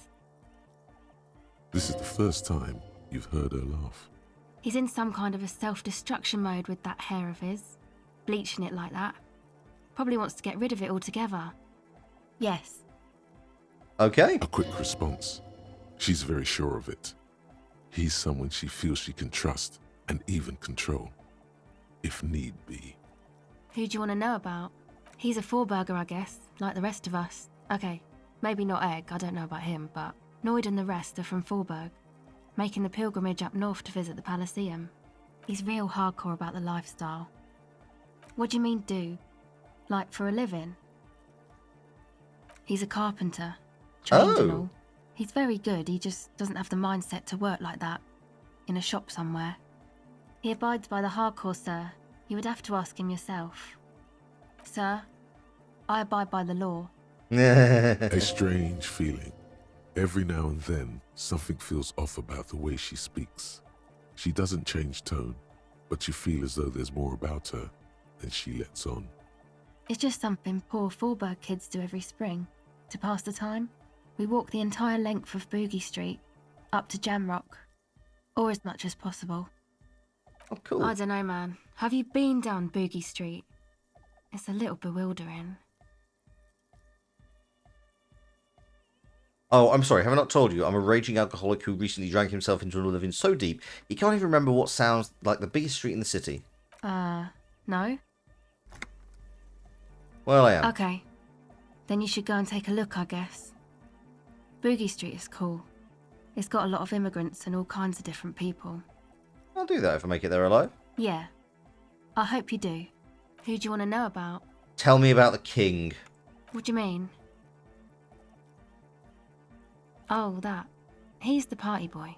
Yeah, okay, what does that mean? Anodic music doesn't really do vocals in the traditional sense. Vocals are thought of as rock. That's to say they're a bit backward.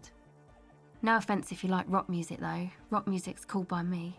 Pachoo, swish. Your credentials as the resident future man of Revachol are being questioned. Show her you're hip with the times, Gramps.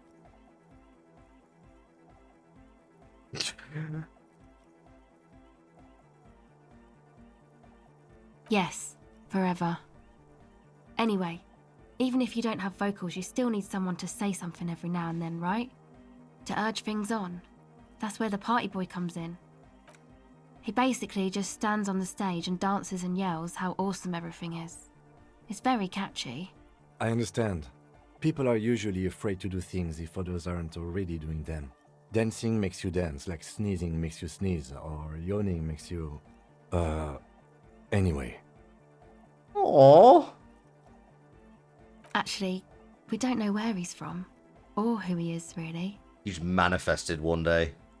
One time we were out partying somewhere in backwater Forburg. Or maybe even Coal City. I can't remember. The worst of the banlieues. A wretched heap of closed-down mines, even west of Jamrock, on the dusty slope of Montmartin, the remotest possible area of Revachol. No one even wants to exploit those people anymore. He's the crystallization of anodic dance enthusiasm. Egg was yelling along to some jam someone was spinning, all night long. Just kept yelling until he didn't have a shred of voice left. When the sun came up over the mines. There were mines? Yeah, it was in Coal City. Egg came with us. He made this wheezing puppy dog sound all the way back. Couldn't even speak. It was definitely Coal City, because it took us 2 days to walk back to the fort. He just wheezed the whole way. We never really asked why he came with us, or who he was. I think his name is Jermaine. People are sweet. You can see it must have been a great night. The memory causes her to go silent for a moment or two. You wish you'd been there. Who do you want to know about? Me? Again? I told you, I'm a silver bird. It means I don't answer questions about myself. All right. There is. Is there a law that would stop me from lying, though? That would depend on the circumstances. Thank you. Sure. Okay, noise. You got us in, cop. I can't believe you got us in. Do our signs match With now? wonder in his sharp eyes. Between you and me, I don't know if you've noticed this about me. I'm a little suspicious of authority. But you really came through for the hardcore underground. Hell yeah, baby. Yes, you really came through for the hardcore underground. How come?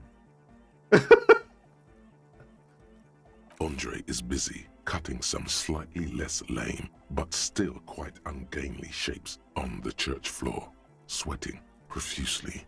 Estelle using her contact mic to listen to a tree underwater. The one with the large head is blasting the dance track on repeat, while the stained glass window behind him is rattling from the bass. Sire, the tent.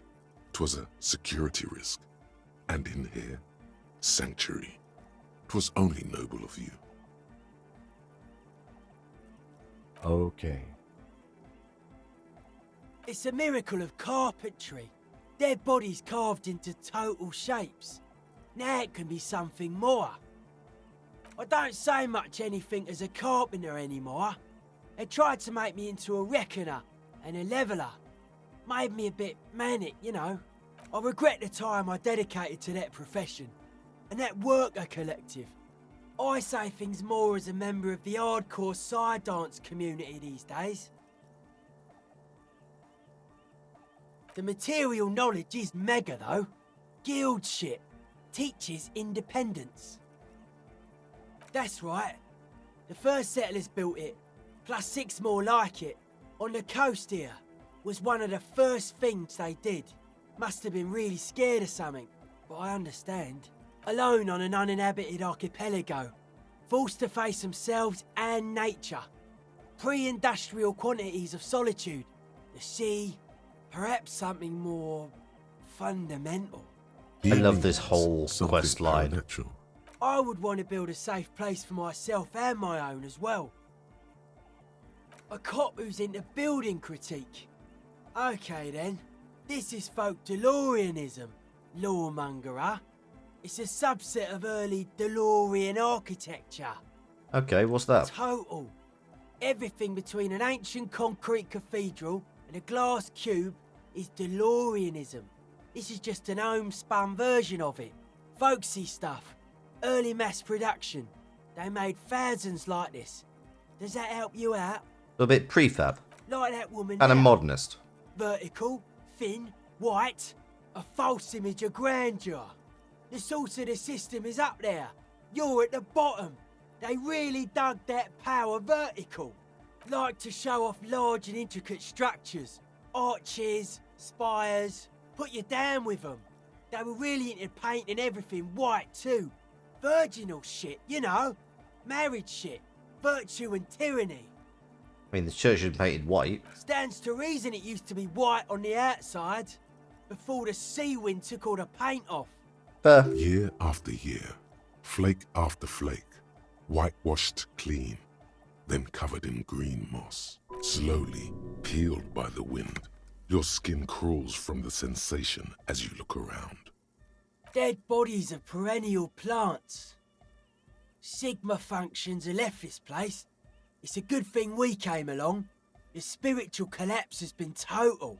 Okay. I saw some piglets suckling their dead mother. Have you heard this one, cop man? After a short while, they shuddered and went away. They had sensed that she could no longer see them and that she wasn't like them anymore.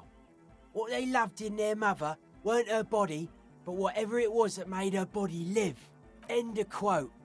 This is an high-quality carcass. The power of anodic beats and hard bass is needed to reanimate it. Where's that quote from? Sarai's man, who lived a long time ago, an ancient hardcore brother. What you're saying is religion has stopped being hardcore. It never was. A 3,000-year-old regime of history, built by hundreds of generations of self-appointed intellectuals. It's false to the core. The way he says it, the force in false core, is invested with 20 kilotons of disgust.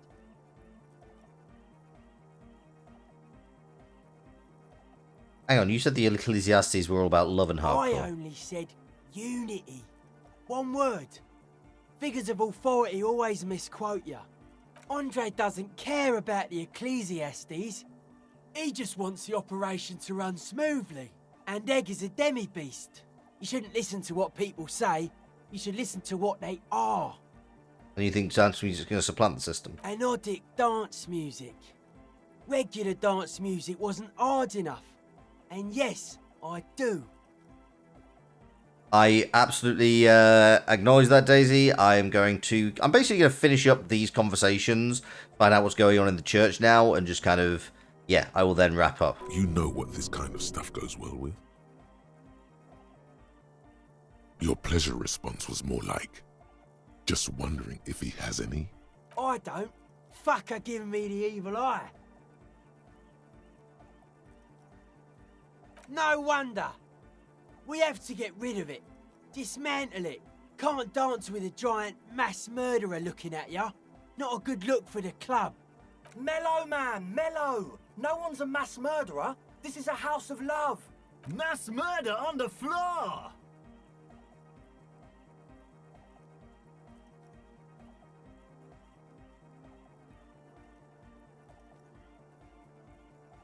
The world spirit does not have a body. It has organs.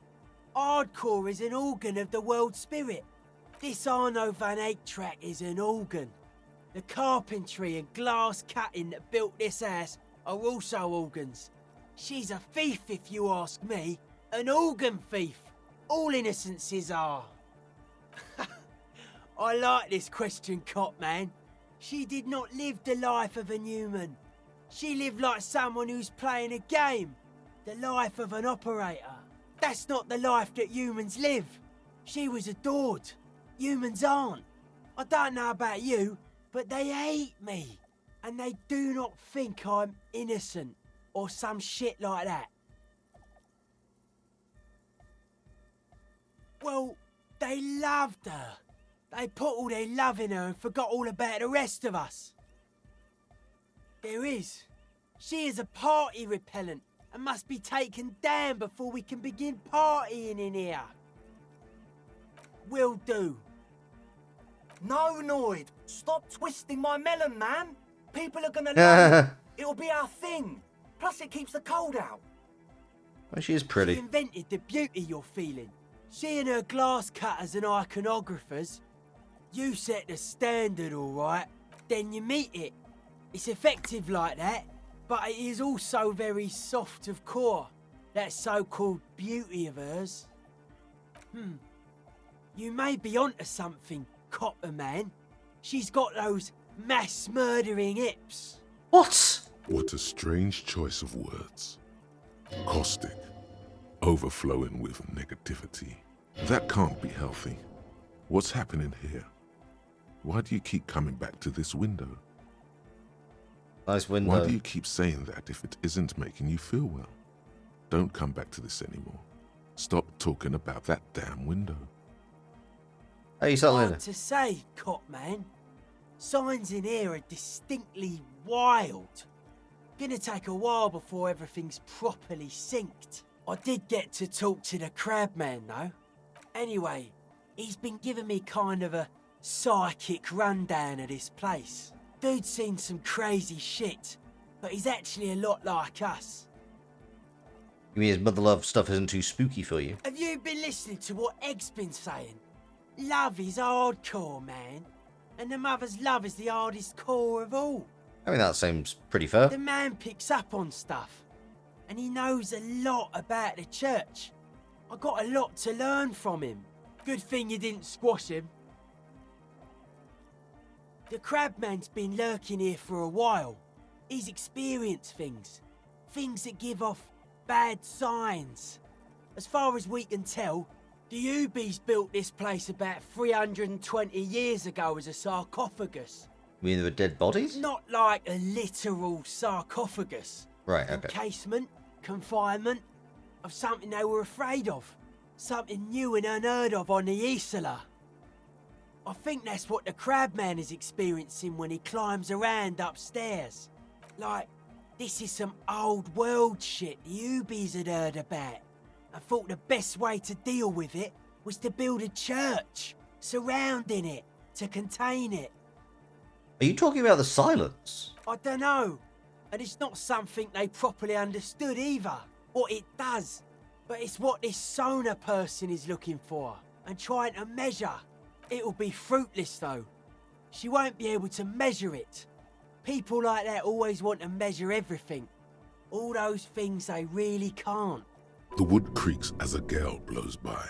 Outside, dust particles fall through the darkness, settling down on the age-bleached floorboards. The structure does not feel particularly durable. No, it's pretty fucking unsound if you ask me. They should have built a club for anodic music around it instead. Anodic music will definitely contain whatever we're dealing with. This guy would fit perfectly in Quinn's mechanism. And if it can't, well, seems to be the trend around here, doesn't it? You can't measure shit like this. It's not like substance. I found a Doom commercial area in Martinez proper. Like a concentric ring spreading out. The struggling villages. And that is what caused the communards to fail in defending the beachhead. Yeah, a lot of failure has gone down around here. Is a Dream Horizon junkie? What's a Dream Horizon junkie? I don't know. Maybe, maybe not. It's not a thing we can answer, cop man. Even I have limits. I'm a limited size person. Maybe you can figure things out, cop man. I think we got on a good level here. The signs are syncing up well. Dead body, spirit entered. What is there to talk of? Hard to say. I did get to talk anyway. Dude's seen some crazy shit. Talking to him, I realised that sobriety can be pretty hardcore too. I gotta respect it. Oh, I see. Dream Horizons from BSPI. The man picks I'm up out on of date. stuff. And he knows a lot about the church. Good thing you didn't squash him. Suspicious people are esoteric people. We don't go around spilling everything to Johnny Law. They don't call me Noid for nothing. They call you Noid because you're It paranoid. took us setting out for this whole enterprise to get our signs synced. I was in Quinn's mechanism. I was, but I've not listened to Blake Sky for a few months. It's short for paranoid. It'd be easier to list stuff I'm not suspicious of. I'm not suspicious of sound and colour. Mechanics and chemistry also have a trueness about them. Most anything else deceives. Wants to steal your life away. This is a good, dangerous line of questioning. You should prod him on. I don't have a top 10 list of things I'm most The suspicious law can of, be dense, but if yeah. I had one, the left-right complex would be number 1. Number 2 would be their sole accomplishment, the pig-wheat paradigm. Like, I definitely remember, like, Chagaram being a key element, and, like, the multiverse is like the mirror forest. Something is off here. You feel like it should be the other way around.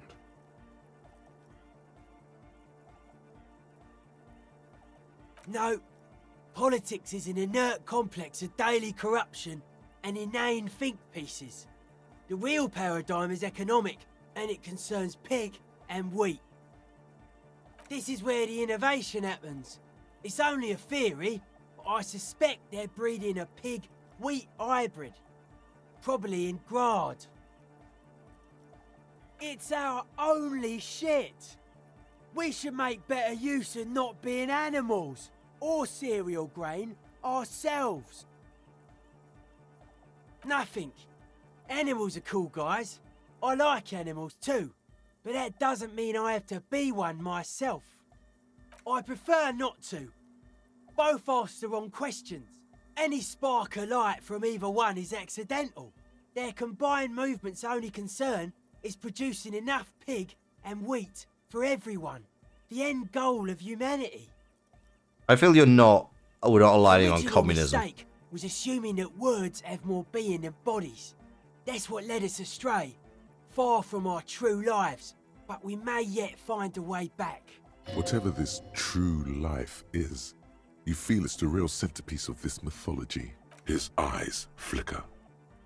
A life is true if it's free from fear, an internal division among oneself and others. This is so There's involved. seeds of greatness in it. A germinal will come, a return to trueness. It will be hardcore. I mean, that sounds like you're talking about the Beats innocence. and bright lights to shatter falsehoods. Nerve impulses for the collective body. We are very much alike. He's in an basic existentialist. structure. Yeah, I think so. An hard enough beat would awaken everyone to a truer calling. Just like that. The speed freak is right in your face. The young man is dead serious about this. Rejection of the right-left axis. Emphasis on unity. Appreciation of some primordial mode of being. What does that remind you of? Sort of like fascism. Nationalism, militarism, racism, and emphasis on a leader character are totally absent in hardcore. Fair enough, just making an observation. He picks up a wrench and scratches his head with it, unaroused by fascism. What you keep mentioning hardcore? What does it mean to you? Utmost dedication, thoughts from the spinal cord. It's a potent superlative as well.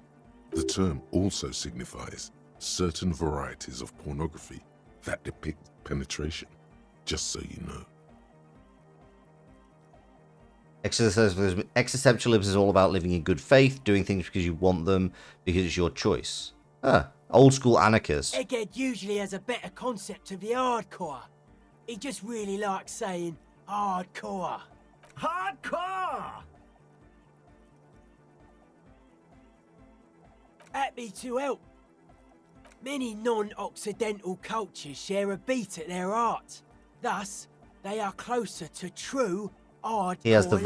life. Yeah, I get that. There's just never been enough of them, and they had to rely on some extremely basic percussion. Cool. Let's change the subject. Oh yeah, sure thing.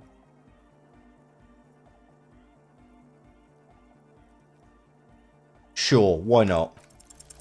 Aggressive, monotonous, but also somehow sacred, primitive, yet futuristic, like a machine man. I tried. Nothing exists but the here and now.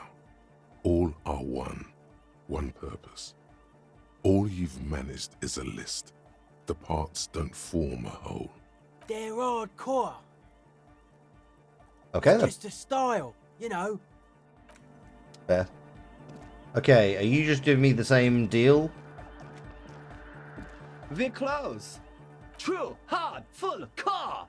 It's hardcore. Skibberdis. Okay. Right, let's chat with Suna.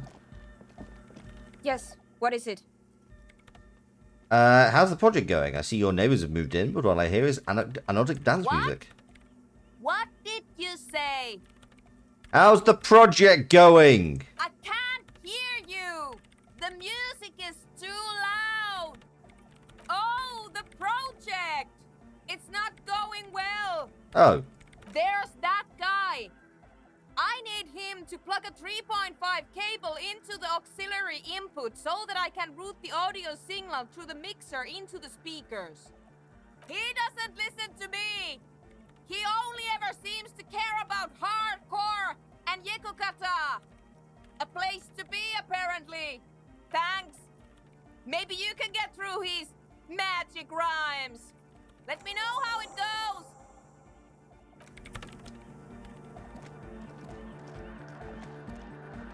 We're close. True, hard, full, car. You know what? Fuck it. Hang on, I'm just gonna quickly look something up.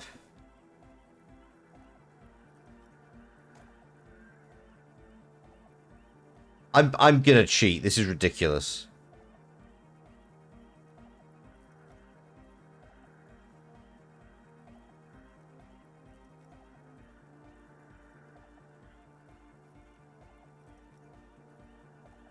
Okay, I'm just gonna Hardcore. still say nothing. Hardcore to the mega. Say nothing. Internally coherent. Still say nothing. Hardcore. All right. Still saying nothing. He furrows his brow as his very large head traces the sublime invisible movement of the music in the very real air of the church. Hardcore. Ah. No, but seriously, I'm a little worried it isn't. The question is, what is the question? That would have been good if I'd asked you a question. But there was a question? Just The like, cloud. True. Hard. Hardcore. Hardcore to the mega. Internally coherent. All core. All right. He furrows his brow. Hardcore. Ah. so hardcore.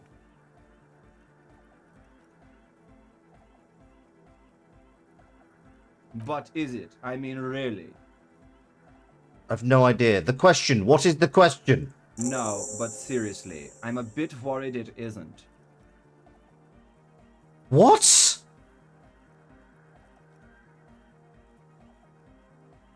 The skin on your back is crawling. For a second, you can't even hear the music anymore. How did I How is that solving the puzzle? There is a hawthorn tree on Rue de Saint-Ghislain, right next to the canal. Don't be alarmed. Everything is okay. He isn't actually worried. Everything is still super hardcore. What he probably means is, it could be even more so. Okay, Ed, can you please route Suna's signal through your speakers? To the mega! Yeah! I can route it through auxiliary. What kind of a cable does she use? 3.5 or 4.5? 3.5. Oh, she uses 3.5. Yeah. The auxiliary lining is 4.5 millimeter. These two don't mix. Oh. Oh no. We're going to be in this church forever. Oh, Kim. Don't worry. I have an adapter for it right here. Oh, lead with that. Hang on. This is a 4.5. We're all good people. Whoa, thank God. That does noticeably degrade the sound quality. Great! Someone got through to him. Okay, let's get it all set up. Can we turn the music off, please? Everybody! Everybody! Don't panic! I'm going to turn off the Arno for just a sec. For a special scheduled event. The Arno will be back, but we're doing something else for one moment. Alright, go tell her that Egghead is ready to rave to her tunes. And then I'll turn off the music. Okay, how do you like it in the church? Yeah! Back on the case! No disgrace! Bring it down to party place! The first page of the second chapter! Could it be? Maybe for him, you only have a chapter or two left in you. Last of the penultimate, more like. There's nothing wrong with it. I'm still in love with the hardcore.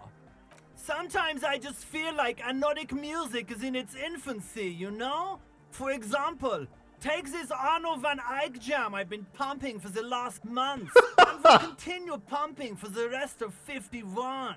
Isn't something holding it back from being hyper? It's like it's only ultra. Oh my god. I think it's super hardcore, but you're right. It's not hyper hardcore. If anything, it sounds a bit proto. Like it's not fully formed yet. You might be a moribund alcoholic and a failed cop, but you are pretty certain a thing cannot be both proto and hardcore.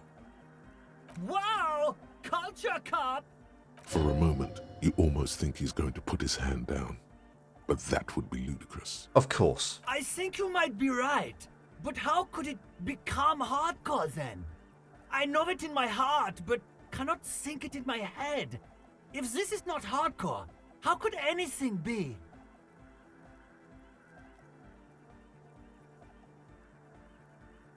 What? Guys, there's something happening in his head. Oh yeah! He's doing it! But you're not.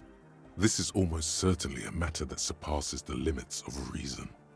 I know! So does mine! But there's something else that hasn't failed you. No! This is the answer! Wait, I just remembered something. I'm the police. Uh-huh.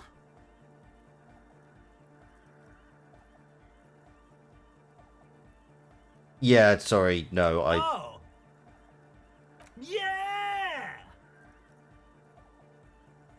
Maybe your body can tell you what on... Okay.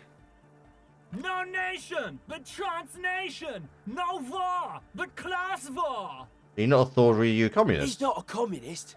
It's just something he likes to yell. He picked it up from a tape jockey at the Elysium.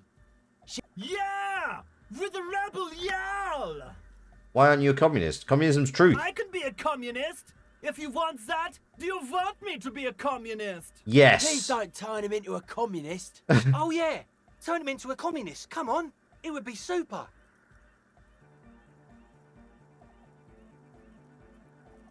Be a communist, Egghead. The future needs your help. Aye! You guess he's a communist now. Don't be a lunatic. Of course he isn't. Jermaine here just yells random things. Odds are, sooner or later one of them will come off as fault reading. Yeah! Revolution imperative! Unless you were thinking Revolution imperative right now. Anyway, I've had a similar thing happen with Eggs yelling. I know what you mean. That's fucked up, man. Lying like that. And a cop too. Communism rules the nation!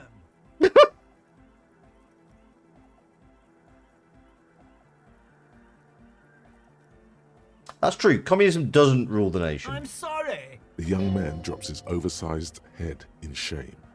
He is truly sorry he couldn't come up with a proletarian yell that would satisfy the great leader. Amazing. Darkcord hardcore!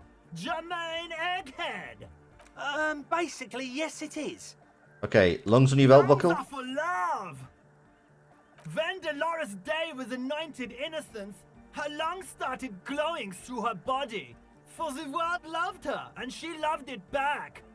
Why wouldn't they be? Are the lungs not the place where you hold the breath of your soul?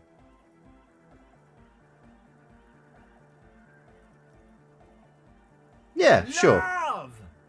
In a woman's lungs. Lonely as I am, I'm not afraid. This strange, damaged feeling grows on, 'cause I've never loved someone like you before. A dopamine surge accompanies the words. It feels like electricity flowing down your scalp, dissipating into your neck. Feels good. Like a spark of life in that moribund sponge you call your I can body. get my physical instrument up.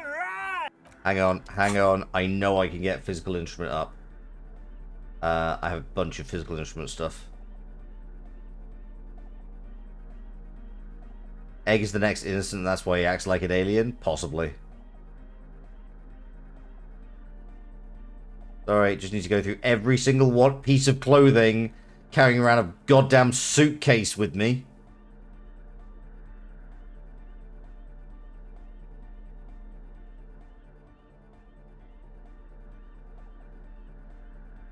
Oh, apparently I'm wearing all the physical instrument stuff. Fine.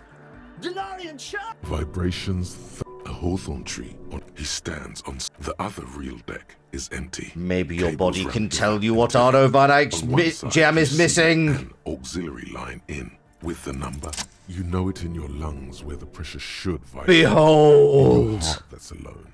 And in your solar plexus where the hits should land. So does every chordate animal.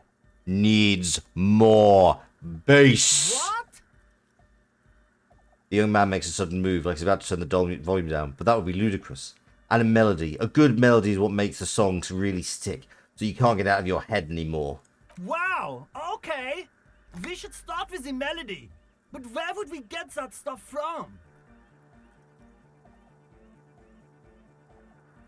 I don't know. I'm sorry. I don't know anything about Nordic music. I'm just the party boy. He feels ashamed. He can't be of more service to the future of dance music.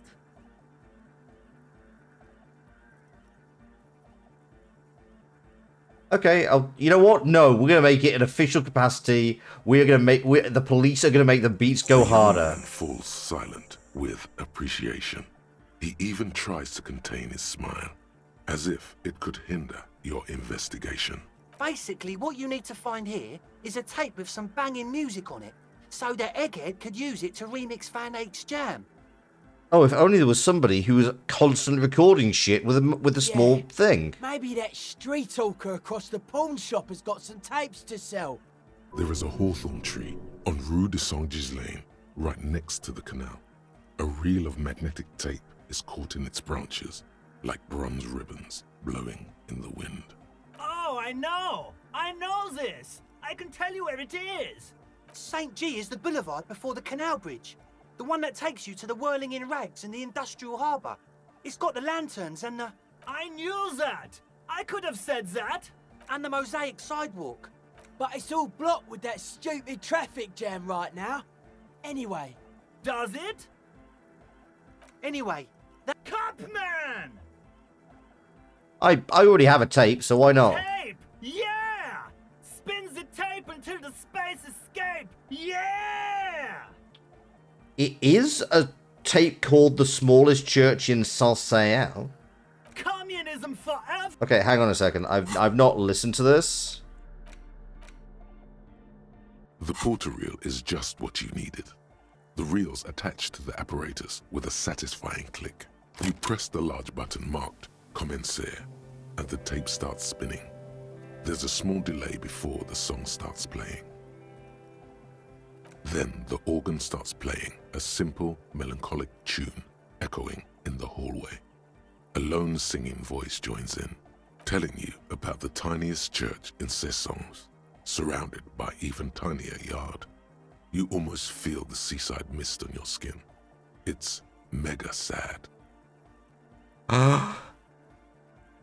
Within seconds you know, this is the one. The real shit you've been looking for. The one you trust your room to. This one tells it like it is. Absolutely. This is your tune. A click, then silence for a bit. Then the tape stops spinning. Of course you could sing this. You could take sad to a whole new level with this. And you already know the lyrics since you've listened to it like 1,000,000 times. Yep, they're all here. All 3 verses. And the B-side of the tape contains the instrumental version. It's like the world itself is telling you to do it. Only one obstacle stands on your way. Nothing Garth, can stop me now. You have to convince Garth to let you sing karaoke in the whirling. After you've won him over, you can express yourself. Let the pain out. Make everyone understand. Okay, Egghead. The lieutenant watches you pack up. You can have this, but I need to do something first. Also, we should sort out soon as shit. And then I should go. Yes, what is it? Okay, but think you can ask him to turn the volume down a bit? Just in case. Maximum! Maximum is the only way! I know it is, but could you please turn it down just this instance? Just this one time? Maximum is not the only way, okay? Pump it to the brick! Pump it to the hard master! There's no other way! Glue style! This is my entire day. Glue style? Okay, there literally is no other way. The mixing desk is glued to maximum. See? He pumps it to the hard master. It's hopeless. Of course it is. Yeah! Permanent enlightenment! Ray of sound! Never mind then. Let's get on with our project. I'm going to unmute the speakers on a count of 5. Everyone ready? Egghead pumps his hand up in the air, waiting for the beat to drop. Born ready. Ready. I'm ready if you two are detectives. The lieutenant nods stoically. Suddenly, your palms are sweaty. The church seems cold and large, somehow. What? Nah, fuck it up. Let's do it. I'm ready. 5, 4, 3, 2, 1. Place your bets. What do you think's going to happen now? You disengaged. Lifts a hand from the keyboard. Complete silence fills the room. No wind outside. No waves. No floorboards creaking. Total, continuous silence. This is unnatural. The woman looks around. In the silence, you see dust move on the floorboards. The driver of the speaker vibrates in the air and then stops. Plasterwork begins to crumble down the walls. It's subsound. In the silence, a low hum starts creeping up your spine. Uh-oh. It's a song inside you, not in the speakers, not. Oh wow, everyone's kind of freaked out by this. A great bass sigh in the basement of your mind. Slowly, it builds until the air around you starts to vibrate. It's out there now, in the world, made manifest. It will devour everything. The floorboards, the glass, the streets and the people. Nothing will remain. Guys, what's going on? There's alarm in the man's voice as he steps back to scan the surroundings. A slight rattle like crystal clattering in the cupboard fills the air, joining the chorus. It's getting louder. His eyes rested on the same circle of water basins. In the basins, the water looks like it's boiling. Hosiana! Mother of Mega! His voice is growing faint. In his mind, a tidal wave approaching from afar, swallowing entire coastlines on its way. Salvation. He's peaking. The worst high he's ever been on. He was in me at The first. beauty and the beat! The future of dance! Planetary! No, Egg! It's the window! The glass shards around Dolores Day's vacant heart appear to be vibrating from the sound. In the corner of your eye, The lieutenant steps aside, cautiously, his eyes searching for a possible evacuation route. The window is going to come down. No, the roof! Oh shit. Screech fills the air, screaming wooden nails. The pillars of the church twist and creak above and around you. Cracks appear on the stained glass window. Cracks run up the wooden pillars in the dark. Come down to us! Love! Oh, is this how we all die? Below it, all the base grows, like the jaws of a giant compressor gnawing on metal and wood. It does not sound benevolent at all. It's shaking the building's foundation. The floor twists. That's it. I'm muting it.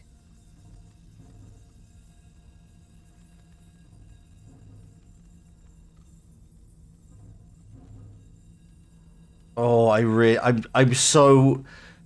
Do we stop or do we let it roll? Let's not die, stop it. Alright, fine. Shit! It doesn't stop. Oh, shit! Azil, have you? Yes, I've turned it off. Andre, pull the compressor. The place is gonna come down. Fuck! I can't shut it up. The signal's passed. It's not in here. It's... In the mixing desk now, building into a positive feedback loop. Well, guess we're riding this train. This is it. A great roar. The vault of the roof twists above you.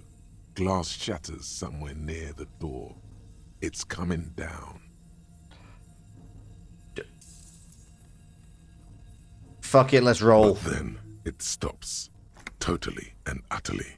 As if there never was a sound. Only your ears still ring from the shock.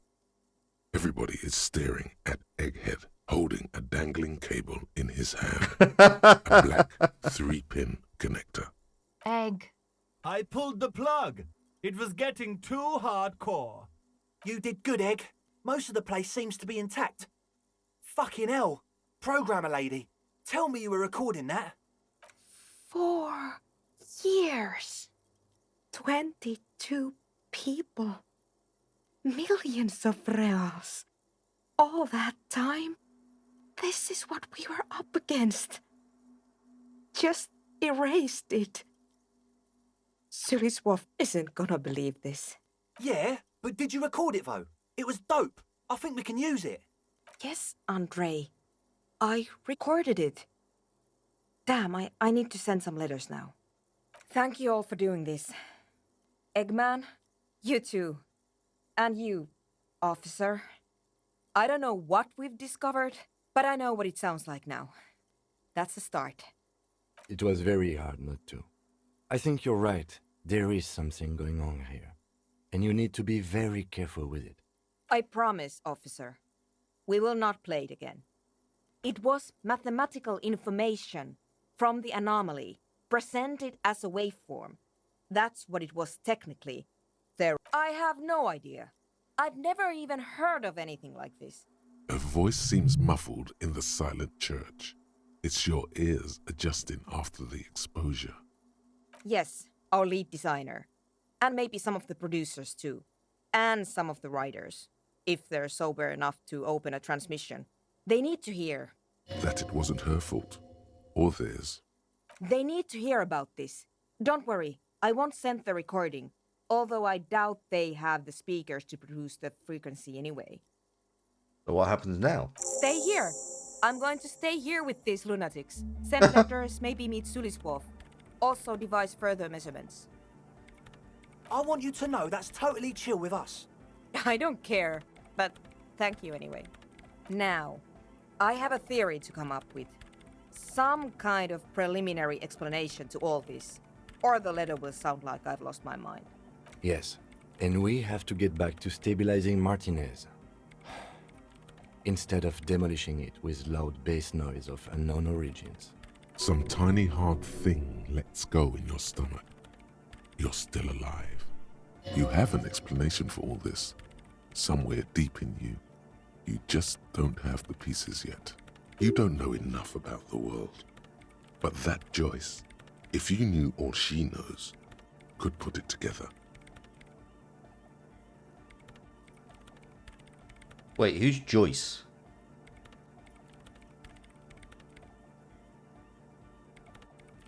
It's what communism sounds like.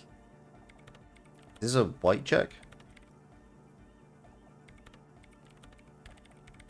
Hang on. I'm sure I have logic clothes. Yeah, I currently have 0 logic, so I can definitely get some +2 logic. That's +1 logic. Hang on, hang on. I definitely have more logic. Logic.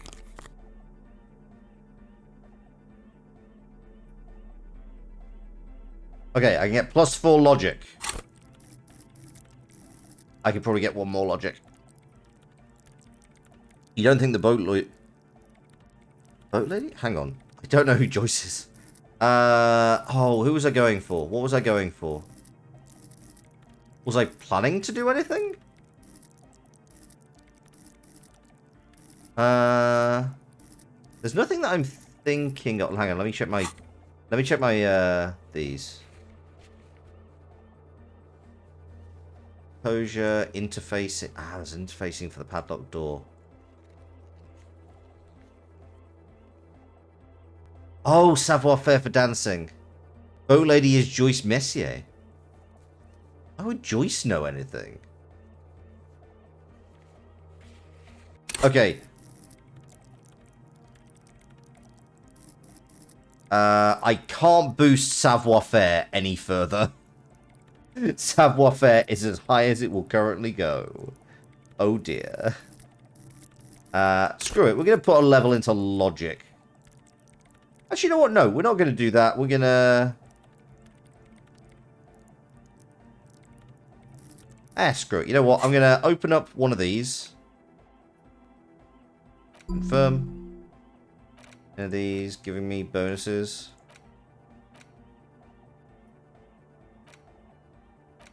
Oh yeah, I was going to research this.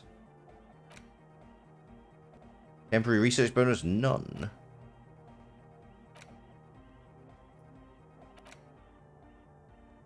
Yeah, screw it, we'll do this.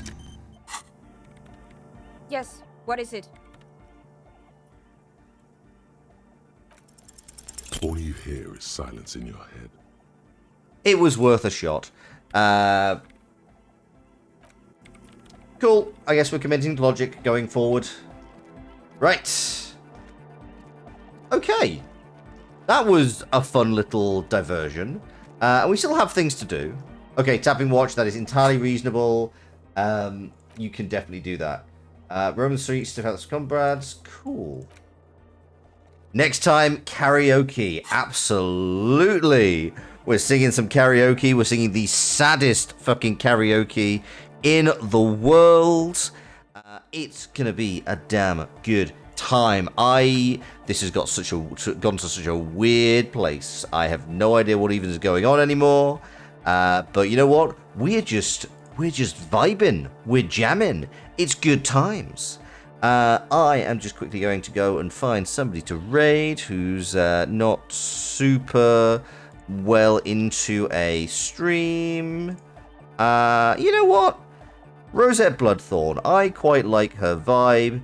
She is currently playing Cult of the Lamb, which is a game I kind of want to get to at some point, but I'm not currently playing.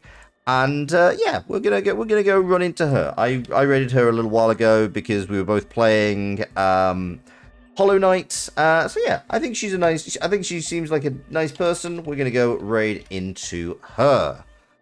But yes, this has been an absolute delight. I do hope that you have enjoyed this evening. Yeah.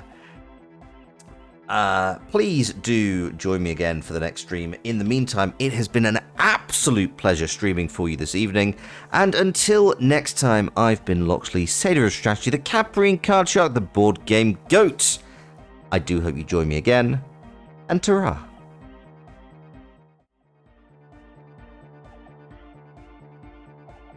Enjoy this fucking beat.